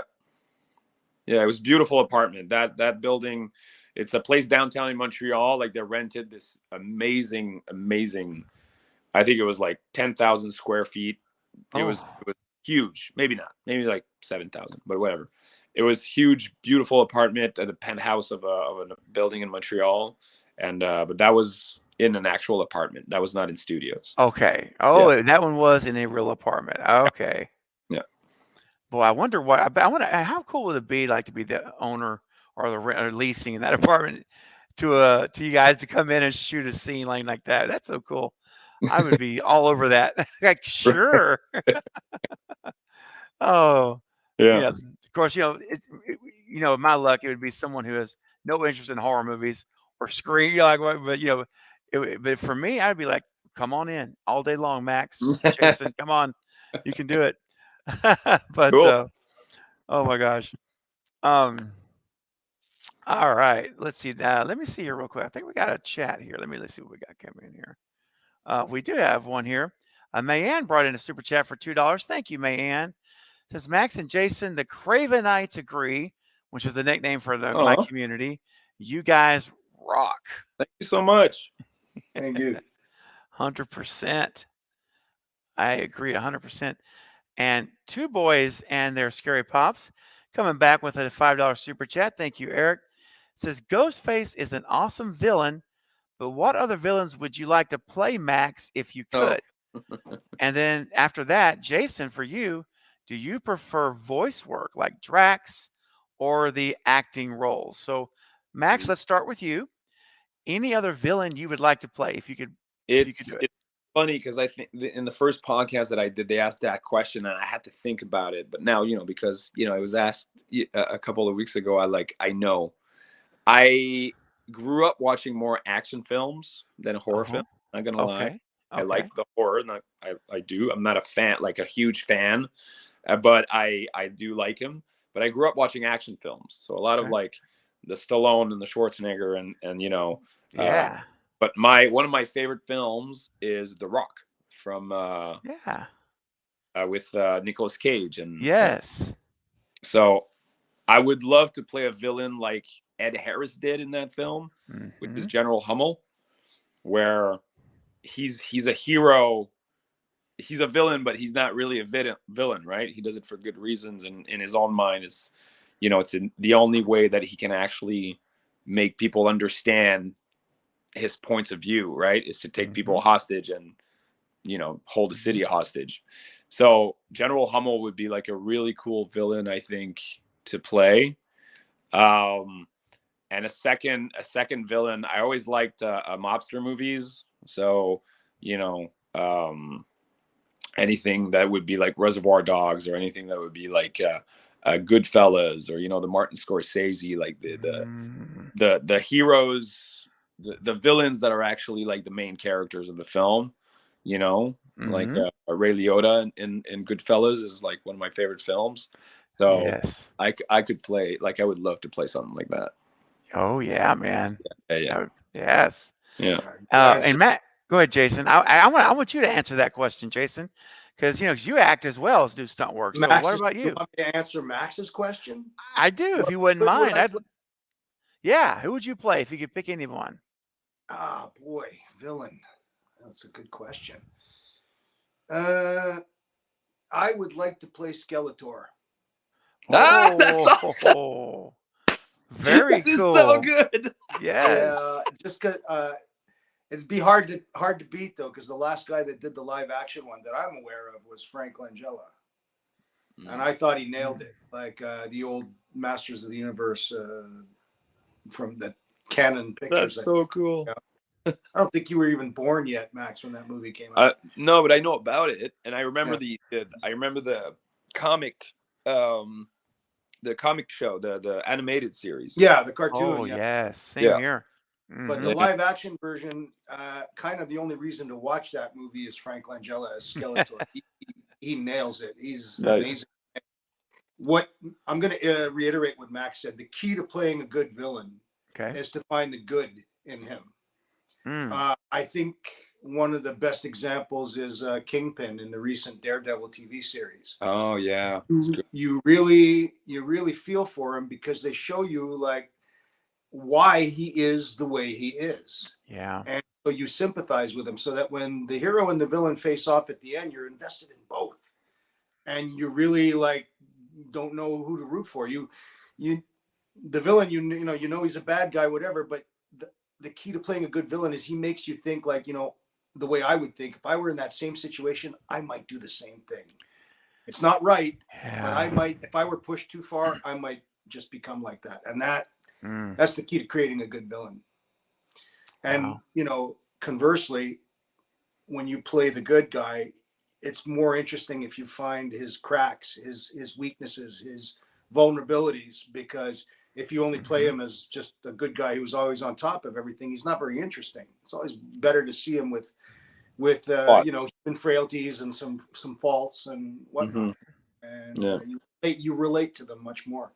That's going to lead into my next answer for the Scary Pops and the two boys, asking if I prefer Drax or I prefer the acting roles. It's a hard question to answer because Drax was so well written. I rarely get an opportunity to play a fully fleshed out character. And, so it's like, I would have loved to have played it live action, of course, but that's just not what happened. It was for the game. But the answer is, honestly, I like both. I really like both. I don't often get to do acting in video games. That was kind of a fluke for me. I got lucky. They went outside the usual channels of looking for actors for the Guardians of the Galaxy video game. So I got a break. I got lucky. And he was amazing in it. It's so cool, man. By the way, one trivia fact: Max is actually the fighting double for Star-Lord in that game. I was at the beginning. That's right. Ah. Yeah. I was the gameplay guy for Star-Lord in that game. Like when it first started. Yeah. Wow, man, that's so cool. And it's kind of a tight-knit community, right? Like when you get in and you're really good at it, it's the small circle. Maybe I should say that. Is it a small circle? Yeah. And that's so cool because I had interviewed Michelle Laliberte, the production designer for Scream 6 last month. And she was sharing how, as she got into art direction and production design, you begin to know everybody and that circle, in the circle. Yeah. And she shared that similar type of experience where now, she knows they all know each other and you get the phone call like, hey, come do this movie with me kind of thing. But it speaks to you because if you don't do a good job, your phone's it's not going to ring. So the fact that it rings it speaks to how well you do your jobs and how accomplished you are. It's like everything. I feel there's a saying that it's known around the world, I think, but you're only as good as your last at bat. True. So it doesn't matter if you did amazing things before. If the last couple of things you did not do a good job or flop or something happen or something, then you're not going to get called again until you can prove that you can actually do the job again. So there is sort of a community in motion capture and video game here in Montreal, but they're always looking for other talents and new people and stuff. And for me, like I've got calls just to do jobs for stunt stuff because it's a specific skill. But when it comes to acting, it's always been through auditions. Like it's very rare that I just got a call going like, hey, you want to do this? You want to do this project? Like most of the time it was like I had to do a tape and I had to go through the same process as everybody else. Yeah. We're not yet at the level where people just throw us work. We always still have to prove ourselves. Occasionally it happens if it's something small, but if it's our own project or independent stuff, that's gonna like I might call Jason for one of my movies like, hey man, you want to play like a guy like that, for a film, or do you want to do the voice for my trailer for my film, and then if he's free, he'll do it. One man, one cop. I did actually get a chance to do that. Because awesome. It's an inside because I produced a feature a couple of years ago, and Jason was actually the voice for the trailer. Because I was like, Jason's got an amazing voice. Let's use it. And then he does. He did the voice for the trailer. So, yeah. And he didn't audition for it. I just asked him to do it. Nice. See? Hey, speaking of small world, Max, are you going to the Front Kick barbecue on Sunday? Possibly. Okay. We'll chat about that. We'll talk about that. All right. Well, I have to say, Jason, you definitely have the narration voice. Like you could totally do like those. Remember it comes with age. Well, it sounds great. Remember the old trailers back in the 80s and 90s when they're actually narrated every trailer? There's a man who's, every trailer was narrated. It was the movie guy voice. Remember the movie guy voice? Yeah. It felt like that one guy did everything. Everything, yes. He made a career out of it. He did. Yeah. And then all of a sudden it just stopped. They just went to In a showing world. scenes. Yes. Yeah, they don't really make movies like that anymore anyway, though. No, it's Mm. true. I miss those days. I miss them too, man. Marcus, my buddy, coming back again with I shot him 6 times with a $5 chat. Thanks for that, Marcus. Appreciate you, buddy. He said, I have to ask Max, excuse me, were you asked to attack Gail with 2 hands on the knife raised above your head when you were on top of her, straddling her? Or did you come up with that on your own? No, I was asked to do that. Yeah. Oh. When after at the end of the fight, you mean, right? Yes. Remember when she's on the ground? Yes. At the very end. Yeah, I was at the director was like, this is a typical moment. This is like, we have to make it authentic, as any of the Ghostface would have done it throughout the years. So yes, no, they really wanted that specific motion for Gail. And same thing with the knife swipe, on the other side of the bookshelf after I throw her boyfriend through the bookshelf. Yes.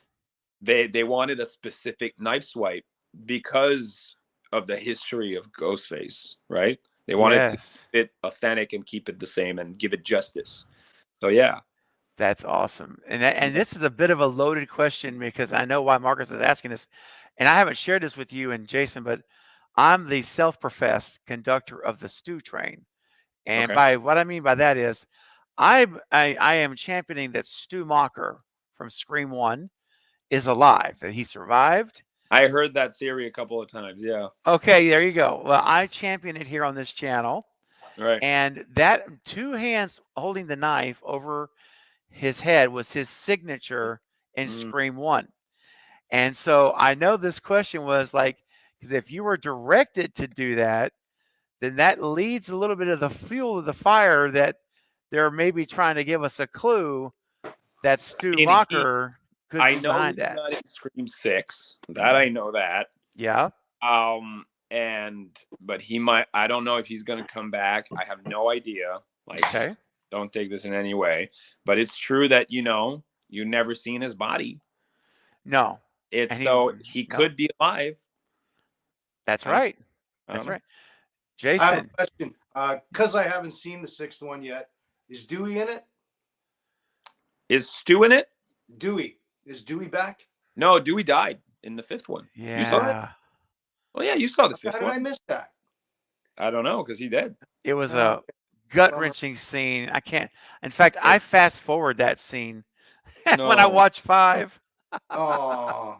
I can't watch it, man. It kills me. Yeah, he dead, man. Very dead. He's very dead. Yeah. His character grew on me in the series. I got to admit, the first time I saw him, I'm like, not really digging this character. And then as I started watching the whole series, I really got into him. Yeah, we talked a little bit about him on set with Courtney. It's funny because when Courtney and I were just chatting, I asked her like, hey, are you excited for your fight scene and stuff? And she told me, she's like, honey, I've done 6 of those. I was like, yeah, true. Fair enough. It's like, yeah, that, when we were chatting like that. And like, I've done 6 of those. Like, I know what I'm getting into. And she's a producer too, so she knows. That's and true. I was like, oh, right. And then, I was like, how was it, in the 5th one with Dewey dying? So it was very emotional. It's very, because he's been there, and he was, they were together in real life for the longest time. They sure were. So she says, yeah, it was a big moment in the 5th one when he passed. Oh man, yeah, it gets me to the point that I can say I had to fast forward it. Wow. But I just have to say, as we're going to move on to another question, you heard it here first, guys, right here from Max. He was directed by Matt and Tyler to have his hands hold the knife over his head like Stu Macher used to do. It was intentional. In other words, it was not an accident or anything like that. It was very intentional, which if you're on the Stu train, that's yet another clue we can point to say, hey, there's a possibility that they're trying to leave us a breadcrumb. I cannot, as the performer who was there, I cannot deny or say that it is a fact. Like It was never mentioned to me that Stu would be back. That's fair. But they also didn't say he wouldn't be. So you didn't hear either way. They didn't say he would be. They spoke nothing of the sort. They just said, "Gotcha. Do it this way." I'm like, okay, no problem. That's fair. Awesome. And thank you, Marcus, for that. We do have another super chat coming in from Val. Thank you, Val, for $5. Hey, Val. Val's back says, "Thank you for giving us fans a glimpse into the behind-the-scenes world of Scream Universe. Words cannot express how much we appreciate that." Thank you so much. Oh, it's true. It's true. And we're up to almost 60 people now. Our audience is growing the longer we're on. It's continuing to come in. It's a party. It is a party. And seriously, guys, though, I don't want to overextend anything. So please do. No. Whenever you guys are ready to roll, let's let me know. Let's make it 2 hours and you can split it in two. Ooh, I like that. I like that. Now, Max, I have to ask you about this, because your fight sequence with Gail in the apartment in 6 won Best Fight Sequence Award in the MTV Awards. It did. Yeah. Congratulations, my friend. That was amazing. Like, I did not expect that. That was amazing. Yeah. It's so cool. Now, I have to ask you what I know everyone here is wondering, and I know I am, is what was it like to fight Gail Weathers or Courtney Cox in this case? Either way, what was that like for you? I know her stunt double was involved, sure, some of that, but some of that was her as well, right? So, walk us through that experience when you're going on set to shoot it. I mean, Courtney did most of the fight. Her stunt double, Marie-Eve Beckers, she's an amazing, talented stunt woman. She's so good. She helped her out and stuff, but most of it was done by Courtney herself. She's very much still in shape, she's early 50s or something. Yeah. And she was very willing to take the hits and do most of it herself. Marie-Eve did some of it for sure, but Courtney did most of it. And it's great because when we came up, that's the first choreography that we came up with. When I did that rehearsal that time before I got the part, that's what we came up with, that choreography. Oh, okay. So a couple of months later, then we're actually doing it. So we show up in that apartment for a rehearsal day with, can you still hear me? Yep. Yeah. Okay. Sorry. Yeah, we're So we show up to that apartment, and then she comes up, and she's very professional. She came to work, There was not a lot of chit chat. It was like, okay, great. Let's. So what's the moves? Let's go. So we went through the works, and we show her everything, and then we went through the choreography like a bunch of times for her to let it sink in, because she also had to act through that. It's not just the fight, right? There was some moments. That's true. To act. So she put all that in her brain and in her body, and then we did the whole choreography, and then we show up. I think it was 2-3 days later for a shoot. And now, everybody's there, right? So now the whole crew is there, the directors and, the cast and myself and Alex, stunt double, and mattresses and all that stuff. So a lot of people, lots of moving parts. But she was, again, super professional, ready to roll whenever. We didn't want to spend it was night shoot. So we didn't want to, we wanted to shoot as much as possible before the sun came out. Mm-hmm. So very, very efficient, very nice person too. Yeah. It was kind of like, I normally don't get starstruck because I've worked on movies and I know there are people just like us, and they have to get up in the morning and they go to sleep and they eat and Yeah. But because I'm a fan of Friends, when I saw her, I was like, oh my God, that's Monica. Hi. Yeah. There was a little bit of starstruckness in me. But yeah, and then we just get to work, and then that's all gone. Like the whole starstruck is gone. It's gone. Let's get to work. Let's go. It's a job, so we got to work. Nice. Well, congratulations on winning the award. It's fantastic, and thank you. It is very much. It actually probably is. That and the bodega are like my favorite sequences, I think, in the whole movie. Those two, it's just they're phenomenal. And speaking of the bodega scene, I got a picture here. I meant to show it earlier I love this shot. Tell me that that's not an awesome image here. Jason, that is classic right there, my friend. That is Sorry, amazing. Jay. I posted it without telling you. Oh, that's all right. I ripped it off Max's Instagram, so it's not me. It's not my fault. I grabbed it.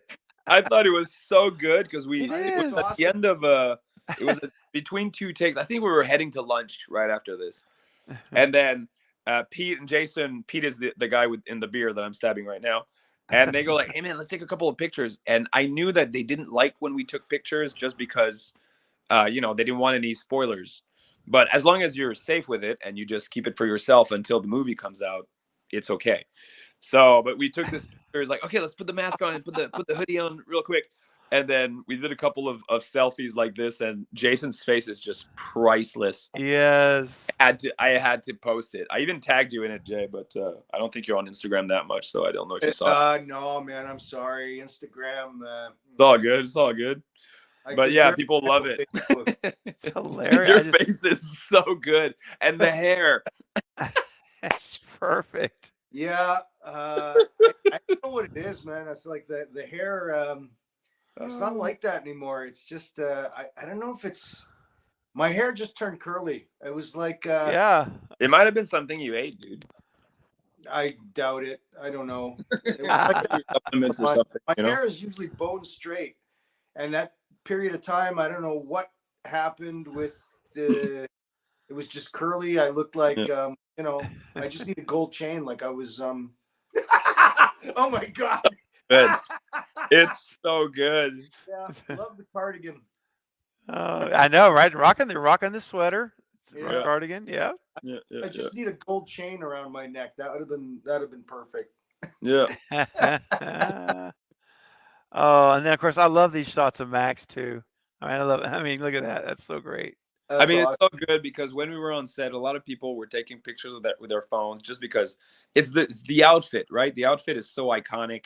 Mm-hmm. So people were like, that was between two takes at the Gale, apartment fight. So I was just waiting, to get back on set, and some people just took pictures with their phone and then they shared it with me, and a lot of it was one of the costume set guys, Alex, and he was just with me all the time, helping me because I was so sweaty underneath there. I bet. Like every time, like I was like sweating like crazy, he would come, remove the mask, dab the sweat off my face, help me out, fix everything. And he took a bunch of pictures and shared it with me. So thank you, Alex, for sharing all those pictures. I love this shot, Max. That was taken by the set photographer Philippe Bossé. Amazing photographer. Wow. He's so good, and he took a bunch of shots for Paramount. So that was one of them right there. So good.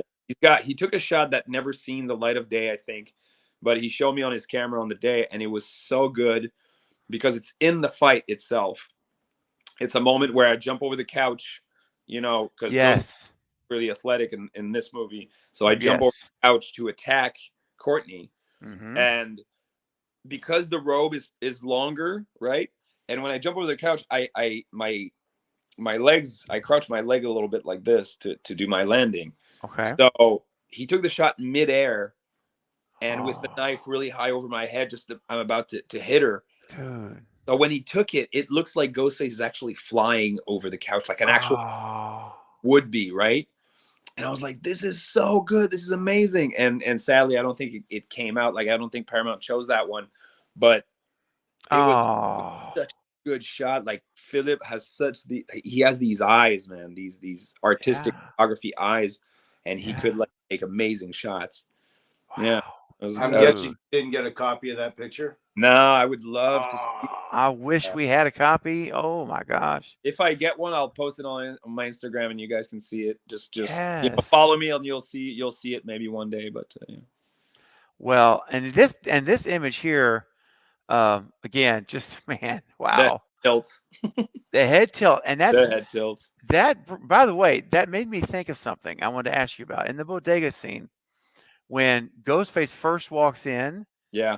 And we see him, and the guy's like, hey, he steps in front. and the guy's like makes a comment to him, like get in line or something, and then you We do got a the problem tilt. here, guy. There you go. Guy. That's the line. Yes, and you do that head tilt like. Yeah. Are you kidding me? You have no idea what's about to happen to you. That's what I think in my head. That was the subtitle behind it, because that's a just acting 101. It's like you always have to think about something, right? Even when you're not speaking, you can't just be waiting for your line. You have to. There's something happening in your mind, in your brain, or in your body, and that's one of the things. So it's important as actors to take the moments that you need to take. Not be rushed to say your line or to do your action because you think you're short on time or something. So as actors, it's important to receive the information, process it in the way the character would in this moment, and then, keep going with the rest. So recently I took, I trust myself a little more to take these moments in, because I was always like, oh, people are waiting on me, so I gotta speak fast, or I gotta do my thing. But in this moment, I remember when Pete, the actor Pete, he comes to me and he goes like, "You got a problem here, guy?" And in my mind, I was with the head tilt, of course, and it was just like, "You're gonna die now." And then push, yes, gunshot, and then full of action. But it's a good moment. It's the first time in the film that we introduced the head tilt. So it was yeah. Well, and it's not nonverbal communication. It communicated everything though, because the minute you do the tilt, in my mind, I was thinking, dude, you are so. You know what? You're now. You're so dead. Yeah, you're so dead. Yeah. Oh my gosh. Now the head tilt was something I practiced, because I know, like it's something that I didn't realize it was happening a lot in the screams, but it's something that I wanted to bring in. And that head tilt, I was like, oh, if I do it like this, then the chin is too much tucked in, it's not going to look great. If I do it too wide, it's not. So I had to sort of figure out like a movement in my head so that it would look good. And I figured, like, if I put it back a little bit and tilt almost 45 back, this is the best way that the mask could look on camera, like that. So I know it's going sideways, but there's a little bit of that forward motion with my chin so that we can see the mask a little better. Yes. Yeah. Oh, it's perfect, man. I was just a great job, man. I love it. And again, it's communicating without speaking a word. Yeah. And it's and we get it. Yeah. And real quick, Austin's coming in. What's up, buddy? It's good to see you with a $5 super chat. Thank you, my friend. It says, yo, hey, Craven, Jason and Max, you were amazing in Scream. The bodega is my favorite sequence. And I have to agree. Thank you. Thanks, Austin. Very cool. Thanks, Austin. Much appreciated, my friend. Yeah, it's hard to top the bodega scene, man. It's like, it's great. And it's the introduction of, like, the character, right? So yes. Not really, the actual introduction is when he kills the guy in the kitchen. True. But it's the first big sort of sequence that happens. That's right. And it's the first time we get to see Sam and Tara meet him in the movie. Exactly. And Austin's coming right back with another $5 super chat. Thank you, buddy. He says, this is for Max and Jason both. Do you guys have a favorite Scream movie? So Jason, we'll start with you and we'll go to Max after that. You saw the 5. Did you have a favorite of them? Yeah, I think so far I gotta say it's a toss-up between number 1. I know number 2 is not popular, but I liked it. And number 5. So I'd say 1, 2, and 5 so far. Okay. My favorite. All right. Number 1. The OG. I like it. I think it's brutal. And Lee Waddell was so good doing that. And he was like the first one doing it and storing the who Ghostface is. And I really appreciated it. Although I think the best kill, I know it's another question, but my best kill is my favorite kill of all the Screams is the garage door one. Yep. Tatum, right? Then that's with Tatum. Yeah. It's so good. It's so good. Like, and she's trying to get away and stuff. And I know it's, it's like people will go, oh, just push yourself out, like it's easy. But in the film itself, it's like, ugh, she just gets crushed. And, it's amazing. Nick just spam, snaps, boom, broken neck up there. Oh, Tatum, yeah, that's an iconic kill of the whole franchise. It's one of them. I like it a lot. 100%. Great question, Austin. Thanks for that, buddy. We appreciate it. Now I'm going to ask you a different kind of question for both of you. What did you find? I know earlier I asked you about exciting and things, but what was your most fulfilling? Well, looking back, what was most fulfilling about the experience you had? Was it the people? Was it the experience overall? Like just, it could be anything. What was it most fulfilling for each of you? Max, I'll start with you and then Jason. Okay. I think you said it, the people. Working with this amazing crew and cast was an amazing experience. And I know people say that a lot, oh, it was an amazing experience. It was an amazing experience, but it was because Matt and Tyler were one of the best directors I had the pleasure to work with. They complete each other really well. They are the nicest guys. They listen to you. They let you try things. They give you a little bit of freedom, but they know what they want at the same time. You could talk to them, no problem. And even offset, they were the nicest dudes. Nice. The exec producer at Radio Silence, he was so nice. Between takes, he would just walk around and, every time he passed me, he's like, Max, amazing, man. Amazing job. I'm like, oh, thank you so much. It was like, it felt like family. And it was a little bit sad when it was over, Yeah. Yeah. Aww. There was a very emotional moment after the last day. Like it was at the bodega. We did some close-up shots of like me wiping the knife and me cocking the gun, which you see at the post-credit scene of the film.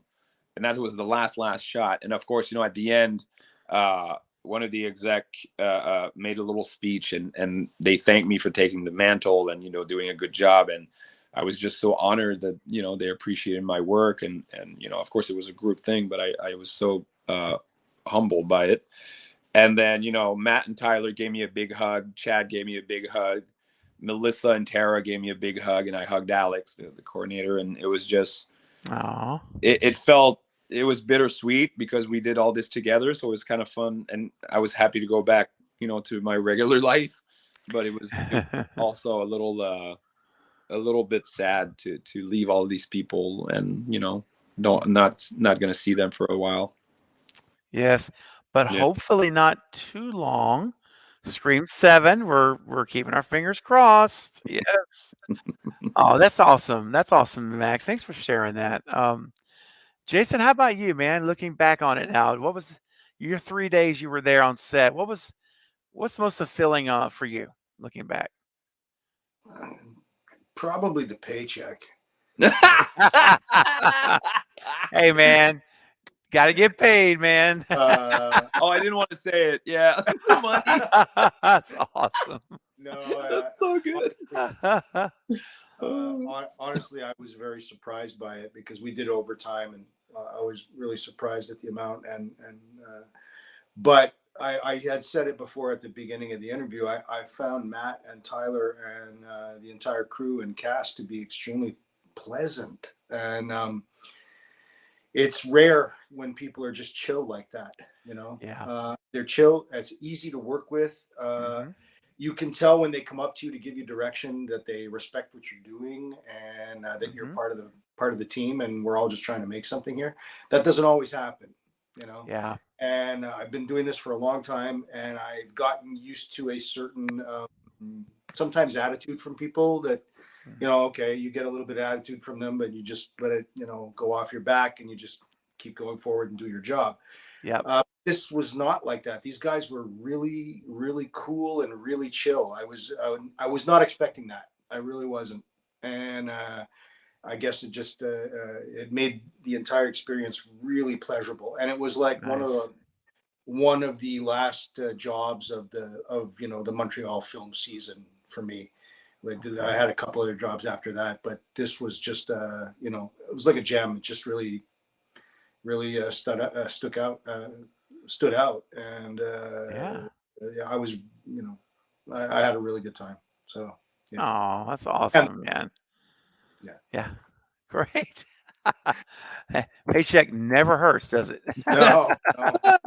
Never hurts. Now, I'm just curious, was there in y'all's time there filming, I don't know, Max, you were there for up to 32 days, but was there a funny or unexpected moment that just caught you by surprise during your time there that you could share with us? Anything like, oh my gosh, I couldn't believe that happened, or that was a shocker. And if there's not, that's okay. Just curious. Jason, go first because I'm thinking about that. On the spot. Oh, okay. I don't think it's my place to say anything. Okay. No. Was there an unexpected or funny moment? I mean, it's funny. Tara, Jenna and I, we chatted a little bit, and she's such a cool girl. Like we were playing patty cake, between takes and stuff, and chatting a little bit. And then, as a stunt person, I always sort of, and we all do that, like between takes, we're gonna do some shadow boxing, or we're gonna stretch, or stuff like that. So I would do some shadow boxing, sometimes, and then Jenna would come into me and get into fight pose as if she wanted to fight me. So we would play fight a little bit. Okay. And then, she threw a couple of punches or something, and then I very softly, I just kicked her leg, right, as we do in martial arts. And then she stopped and goes like, "Hey, you're not allowed to kick me." And I was like, "Well, you're throwing fists. Of course I'm allowed to kick you. It's a fight. Like, what do you expect?" And she, we were kidding, of course. Right. And then she goes, "No, you're not allowed. That's not allowed. Not allowed to kick."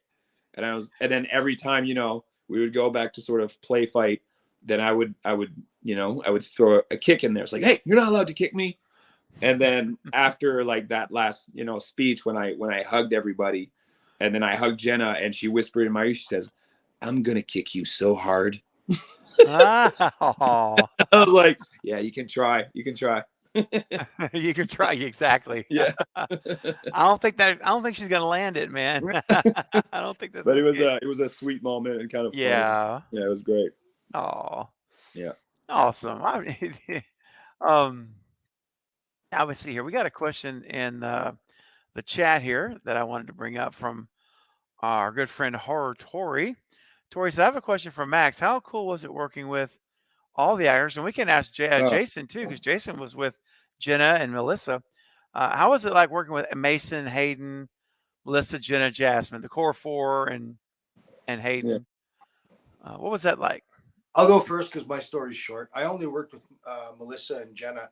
The rest of the people in the bodega sequence were all stunt people and SSEs that I knew, but they were totally cool and totally professional. I didn't get to chat too much because, it was just the nature of the scene. People come in and there'd be a few things that we'd have to do in terms of blocking. And there was a lot of discussion between ourselves, Max, Matt, Tyler, in terms of the blocking, how we were going to do it, where they were going to run, where they were going to hide. So most of my discussion, with them revolved around that. I think Max probably got to know them a bit more because I was only there for 3 days. Sure. Now, when they were in between shooting, did like Jenna and Melissa go to their trailer pretty frequently after in between takes, or did they kind of hang out? Not on the bodega scene that I could tell, because our where we were shooting was an actual convenience store. I guess you guys call it a bodega. And there was above there was an empty apartment that they used as a kind of a waiting room for everyone. Okay. And trailers were like 6 blocks away. So it would have been, unless they were not going to be needed for a long period of time, Jenna and Melissa, I think, were with us most of the time. They might have been upstairs or just walking around or whatever. There was a period of time I remember where I was upstairs waiting because the camera was shooting something not looking in the direction that I was dead in. So I was able to go wait upstairs and eat and whatever. But Yeah. about it. Okay. All right. Sweet. And how about you, Max? What was it like working with all the young actors, the Core 4 group, and Hayden? Yeah. And everything. What was she like? What was Hayden like on set? Hayden was great. She was, it's. I worked with her, I think, 2-3 days in theater. Okay. The rest, there was no interaction with Ghostface and Hayden that much. Mm-hmm. She's very sweet, very nice. You even took Matt took a picture of us. I think I posted it on Instagram as well at some point. Nice. She was great to work with, super nice. But we didn't chat that much. I mean, we only had a couple of days to work together. Mm-hmm. A little bit, but yeah. And I work more with Mason and Jenna and Melissa mostly. So Okay. Mason is the nicest guy. He came in, he had this energy because he's a young guy, he's fit, he's very active and stuff. Mm-hmm. And then he had this energy. He would come in and high five everybody and, hey man, how you doing? Good to see you. Good to see you. He had this very good, energy, very sort of friendly, brother-like attitude. Nice. He would ask me some questions about martial arts and stunts because he watched a lot of MMA. So, he was very into that stuff. Very nice and, very encouraging also between takes. Like, that was really good, man. I was like, oh, thanks. And so Mason was great. The girls were also amazing to work with. Melissa, she had a lot to figure out. So she was very professional and, but at the same time, very open to talk and open to suggestions or, comments. And then she brought in a lot of her suggestions as well between takes about, different shots or what she wanted to do as her choices and stuff. So she's very open as an actress and very willing to give, to suggest things. And Jenna, same thing, she was very playful. She was open to try a bunch of stuff, and they were kidding around on set between takes, like at the bodega. I'm sure you've seen some stuff on Instagram with some bloopers, but they would try on the hats, or they would put the mask. Yeah. We would talk with Matt and Tyler, like all of us, with the stuff that was on there, like the fruits and vegetables and some, like, it's funny because there was an aubergine and I think a pear in there, and someone carved Ghostface's face, the eyes and the mouth. Yes. On the aubergine and the and the pear, and it was like just on the thing. So it's just, I don't think it's in the shot, it's in the movie at all, but we knew he was there. We would kid around and stuff, and it was it was a blast. And even like between takes, like when we went to that little on the second floor of that building that Jason was talking about, at one point Reese, a guy with the camera on Instagram, he was there to help do promotion of the film, and he brought us some Ghostface cookies that he made back in LA. Oh, nice. To us, and it was like, they were delicious. They were very sweet. Like, I couldn't finish mine, but it was like cookies, and it was all, the Ghostface was painted on top of it, so it was delicious. So yeah, but we had some good times. Everybody was great. Yeah, like, I have nothing negative to say about anybody on this set. I swear, it was such a treat. Oh, that's awesome. It sounded like Radio Silence. Matt and Tyler kept a really nice, fun, comfortable, loose atmosphere to work in. That's open, great. and it's still very productive. Like, don't get me wrong, we didn't kid around all day. We worked, but they were very efficient at what they did, very open. It's about collaboration, for them, and it's what this business is all about. When you can get that, it's the best. Yeah, for sure. Gosh, yes. Now, guys, I just want to announce to everyone, we're got about 5 more minutes, and we're gonna close it up. So, if you have any burning questions, this is your last opportunity here, these next few minutes, to send in any super chats, anything like that you want to send in. This is it, because we're gonna go about 5 more. I got a couple more questions, and then we're gonna, start to close it up for our interview. And this is amazing that Max and Jason have given us another hour, a whole extra hour than we had planned for. And it's so generous of you guys of doing that. Pleasure. You. That's amazing. Anytime. No, it's my pleasure. Oh, thank you guys. So this is just kind of like if you're at a bar, they say it's last call. It's getting to 2 a.m. It's last Let's go. This is last call for your question, super chat questions. Now, I do want to ask you, Max. There's this scene, and this is a spoiler, but I've talked spoilers on the channel a lot. So, spoiler alert: there's a scene where Chad is attacked, which is an awesome scene by two ghost faces at the same time. Now, tell me, which one were you? Were you on the left? If you remember, if I'm watching the stream in the show, the movie, where are you? Are you on the left or the right? You can't tell.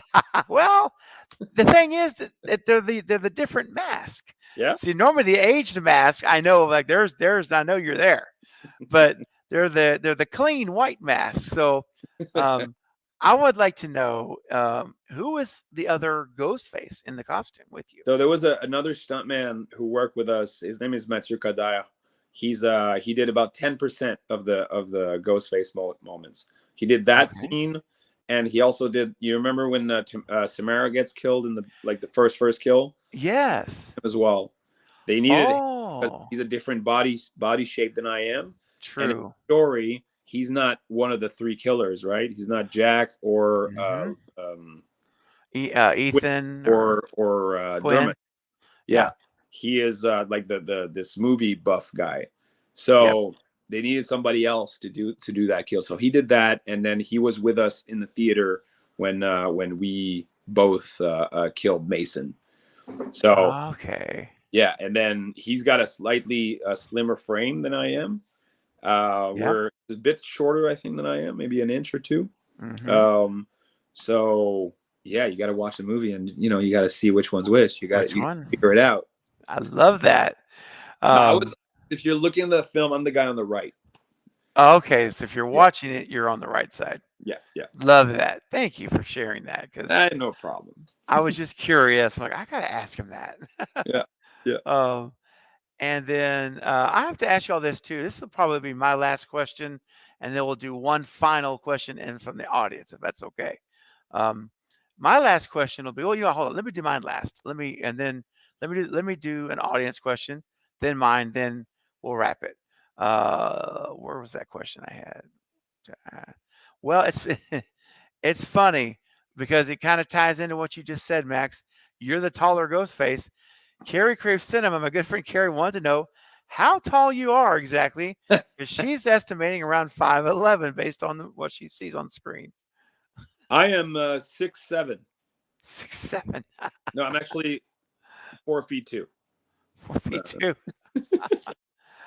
No, I'm very regular medium height. I'm 5'10". Okay. All right. Yeah, I'm 5'10". I'm not gonna say my weight. I was gonna say my weight. no worries. 5'10". Yeah. Perfect. I'm 5'10". Yeah, there we go. And also, got a super chat came in here. I called last call. We got one in. Jennifer, hey, what's up, Jennifer? The $10 super chat. Jennifer's a great friend of the channel, great supporter. Thank you. Thank you, Jennifer. Yeah. Thanks, Jen. So I just want to say thank you, Craven, for an amazing channel and a YouTube community. Thank you so much, Jason and Max, for this wonderful stream. Oh, thank you. Much appreciated, Jennifer. We really appreciate you so much for that. Thank you, Jennifer. And then Austin's coming in here real quick too with a $5 super chat. Says, Craven, Jason, and Max, which Ghostface mask was your favorite? Oh, what a good question. Jason, you can answer that one. I can't. I didn't know there was a difference. So all of them. Your answer is all of them then? I guess. Or none of them. I like them all. Yeah, I don't know. If there's a difference, it's too subtle for me to notice. What's the difference? It's funny because in the first one, if you look closely, the first mask that Lee was wearing, the eyes are much thinner than the rest of the movies after that. Okay. It's like it's different. It's just a different style. So much thinner, and then they make it a little bit bigger, which is more of the mask that we know now. But when the movie, even though it's the first masks, it's Skit's mask. They still made it like the old ways, like the not as thin as the other ones, but the regular ones, and they aged it. So I really like the Age mask. I think it's such a cool take on the mask and on the characters. The fact that it was all like broken and all aged and stuff. Yeah, I think that's my favorite mask, just because it's so different. It's a little zombie like. It's like I like the fact that they made it like it's an old mask. So yeah, I really yeah. I agree. I think for me, I agree. I think the Asian mask is my favorite, and yeah, it's really sharp. It's really sharp. Yeah. Great question, Austin. Really Love good. that. Thank you so much, my friend. Much appreciated. All right. And then we got a lot of folks just saying that this was a wonderful interview. Oh, thank you. This has been incredible, said Sarah. Thank you, Sarah. Let's see. Marcus says, thank you again so much, buddy. Thank you again, Jason and Max. This was a great time. Thank you, Marcus. Morale says, thank you for real. Thank you guys so much. You're welcome. Dart Ninja says, thank you, Jason and Max. This interview was fun to listen to. Very interesting stuff. Also, Craven, you're awesome. Well, thank you. Thanks, Ninja. Us, Ninja. And May Ann says, thank you, Max and Jason and Max, for doing this and being so awesome. And thanks, Craven, for making this happen. Well, listen, they made it happen, guys. I just invited them. They're the ones that accepted it and made it happen. So I echo all of these comments to you guys. It's such an honor. Oh, thanks. This has been a really good and fun interview. Oh, thank you. I was really hoping you all would have fun tonight. That's what I was. Yeah, I really was hoping for that. I was having fun if I stayed. Hey, I'm same. Me same. Eric, it smells like teen horror. So thanks for giving us your time, guys. My pleasure. It was great. Thank you. Anytime. My pleasure.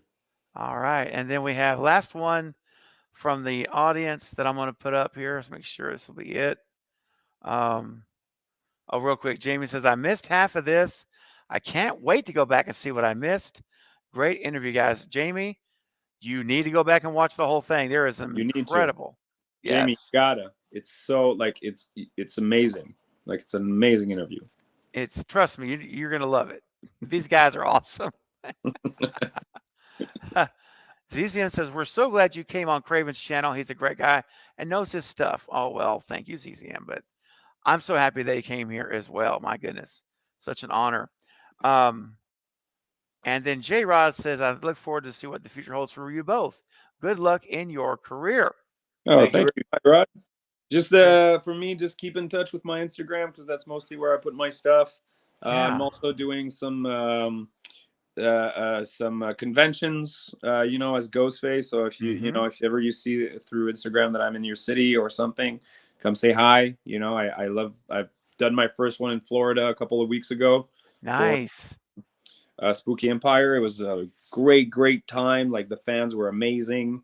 I was so happy to chat with all of you, and I'll be happy to chat with all of you at the next convention too, if ever I see you there. Yes, and I was going to actually mention that as well. Like anything coming up you wanted to share, and I'm going to have links to Max's Instagram in this description. And Jason, I'm going to have a link. You have an Instagram as well, correct? I do, but don't really check it much. Okay. Hit me up on Facebook. That I check every day. All right.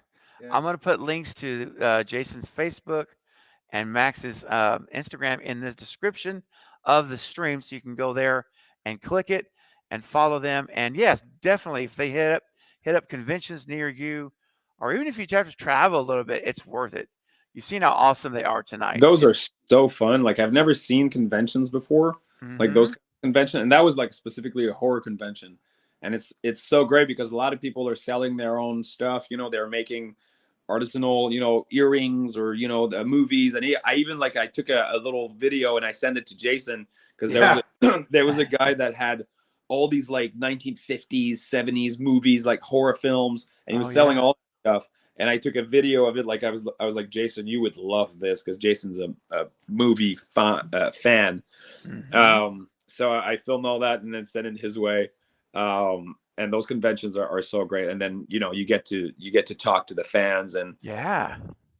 Take some pictures and talk about your experience and panels. And great experience. Huh? Did you sign any autographs? Yeah. I signed a bunch of autographs. Some people brought in their own stuff. Some people, took some pictures that we brought, ourselves. It was a really, really fun time. Has anybody asked you to come to the Montreal convention yet? We talked to, we tried to reach Comic-Con. I have to check with my agents to see if I'm in it. But I think they're really busy it's a really big convention here in Montreal. So I don't know if we're going to go, but it would be great. Yeah. Definitely. Yes. And Caden says, as Craven said, stunt performers don't get enough credit. Just know your work doesn't go unnoticed in this community. Max and Jason, you are both amazing. Thank you so much, Caden. Yeah, it's true. Thanks. It's very true. And real quick, just coming in underneath the closing gate of the stream, Jason sneaking in a super chat here for $5. Thanks, Jason. Says, thank you, Max and Jason. This was so much fun. Craven is the biggest Scream fan, and this community loves him. Continued success, gentlemen. Stu lives. Yes. Hashtag Stu Nation. I'm going to add that. Yes. That's awesome. That's so great. Thank you, Jason. Appreciate it. Much appreciated. All right, guys. My last question, and then we're going to end it, was what advice do you both have for anyone out there that wants to get into the stunt field, stunt performance, or acting? Is there any insight you could share that you wish you had known back when you were starting that would help them? Well, real quick, I would say that you need to move to where it's happening. So if your aspiration is to work either in films as a performer, either as an actor or as a stunt person, you need to go where it's happening. So for me, those centers would be New York, maybe Boston, Atlanta, and Georgia. Yeah. Louisiana, I know, has a film production center. And then the others, I'm a little less connected in the state for the States, like obviously Los Angeles, but you'd be surprised at how much of Los Angeles work is actually farmed out everywhere else, Canada, and everywhere else in the States, because it's expensive to shoot in California right now. Yeah. And then hit up talent agencies or, start slow. I would definitely say start as an extra, because that's a very easy way to get in. You get to see how a set operates. And from there on, you'd also be working, I would say don't be too pushy, but you get to see all the top performers doing what they do, and you might make connections. And then from there, work on your craft, work on the skills that are necessary. If it's to be a stunt person, you need to have the skills necessary when they call you. So you need to be able to fight and be able to fall. You need to be able to drive. You need to be able to, maybe if it's a specialty, ride a motorcycle, any of that. Fire. Yeah. I wouldn't recommend doing that at home. No, don't do it yourself. There's a whole thing around it, but yeah. I would just piggyback on what Jason was saying. Having a skill set before you come into this business is a must. So I've been doing martial arts my whole life. Jason as well. I think it's a big thing that any stunt performer have to know. It's not just about taking hits. It's not because you played hockey that you're going to be a good stunt performer. It's about being very precise and not hitting the actors and not hitting your friends and stuff, and knowing choreography and gymnastics. Good base. You don't have to be a top level gymnast, but it teaches you how to move your body in space. Yeah. So you twist and turn, and oftentimes you crash when you're trying to learn tricks. it's exactly what we do in stunts. You know, falling off a building, it's basically a very slow motion front flip. That's it. Mm. And for acting, I would say, you know, the way that I did it is just the way that I know how to do it. But I'm sure there's a bunch of ways. I would say study the craft. My acting teacher, my mentor, said to me, it takes 20 years to make an actor. So it's not because you see that someone you think made it in a year that you're going to make it in a year. Yeah. I've been studying acting. I started doing acting. I was 15 years ago, and I'm still not. You know, I'm still doing auditions. I'm still studying. I'm still studying theater. I'm still practicing my diction and my accents and all that. It takes a long time. So if you're dedicated and you don't quit, there's no reason why you can't make it. But, you know, study the craft, respect the craft, because it takes a long time, you know? Yes. Don't make it until much, much later. It's just how it is. Look at Charles Bronson. He didn't become a superstar until he was in his mid-50s. But around for, you know, years. Look at Bryan Cranston. Look at De Niro. You know, look at, you know, all those great actors didn't make it until they were in their 40s. But it doesn't matter if you like it and you love it for real, and you can actually keep doing it, you know, and be paid a little bit of money for it, and, you know, invest that in more classes and more books, and, you know, then you can actually make a living out of it at some point. Wow. Yeah. You're never going to just jump in and be, you know, you're not just going to arrive one day. You have to work. It's a grind, right? It's a grind. It's a work. It's a hustle. It's a career. It's like anything else. That's you know? right. It's like your channel, you know, if you think you're just going to get a mic and the camera and then think you're going to have an audience in one interview, then it's not going to happen. You need to work. Yes. So true. So true. So it's a great comparison. Hey, Steve, you might lose me real quick because I just noticed my battery's at 1%. So if I disappear, I'm not being rude. Okay. Oh my gosh. Yeah. No worries, brother. And listen, you know, if you're able to join back in, Jason, backstage, then that's, if you can, I was going to chat with you about something, but if not, I can email you as well. Okay. So it's you know, either way. No problem. Okay. I'd have to go back on my computer, I guess, because I'm seeing the battery go down. Okay. Down. Okay, buddy. No worries. Yeah. If it happens, no worries. Yeah, it's all good. It's all good. Okay, that's totally cool. Real quick, last thing, and then I'm gonna see you guys backstage. Val says, I would love to do a Scream 6 watch party with these two. That would be awesome. You know, that's something that I'd like to do here on the channel, guys. And you know, I'm kind of putting you on the spot here on live streaming, but is that something you guys would be open to possibly doing? I mean, possibly, yeah. Send us the info, and, you know, if the schedule works and everything, why not? That would be great. Okay. That would be so much fun. That's awesome. So, guys, you heard it here. Might be able to get Max and Jason to come back, and all of us watch Scream 6 together live. Would just be phenomenal. That would be a good experience, yeah. Oh, it would be so great. Well, guys, listen, everyone in the chat, I'm going to Max and Jason, I'll see you backstage, so don't go anywhere. I know, Jason, if we lose you, I understand. Steven, can I just click on the link again and get back? Yes. All right. Yep. So I'll leave now, and I'll join you in a second. Sounds good. Thanks, Jason. Appreciate you, buddy. Everyone. Ciao. See you, Jay. Thank you, buddy. Bye. See you soon. And Val's very happy, Max, that you guys are willing to come back for the watch party. I knew they would be. That's awesome. Everybody's just flooding in, saying they're ready for it. I'll be there. Way cool. So anyway, guys, in the chat, we're going to call it a stream after going 2 hours, which was a bonus treat. So, Max, thank you, man, for being so generous. Thank you. Oh, it was a pleasure, really. Thanks. Oh, it was my honor. And for everyone in the chat, I want to say thank you for your generous super chat questions. They were amazing questions. Thank you for sending those in. We really appreciate it.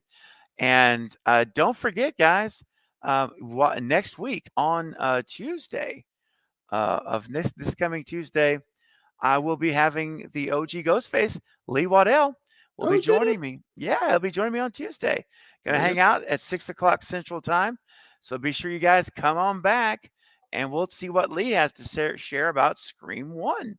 So that's going to be a fun time as well. But this has been a true joy and a true honor. And I'm not going to watch Scream 6 the same. I'm telling you, man, these experiences, meeting you and all the insight is just, I'm telling you, it's radical. It's just changing everything. It's wonderful. I love it. It's right back at you. It was an honor. Thank you, brother. All right. Well, guys, we appreciate you. Everyone in the chat, thank you. If you haven't done so yet, please smash the thumbs up button on this video. Helps to get out to more people in replay.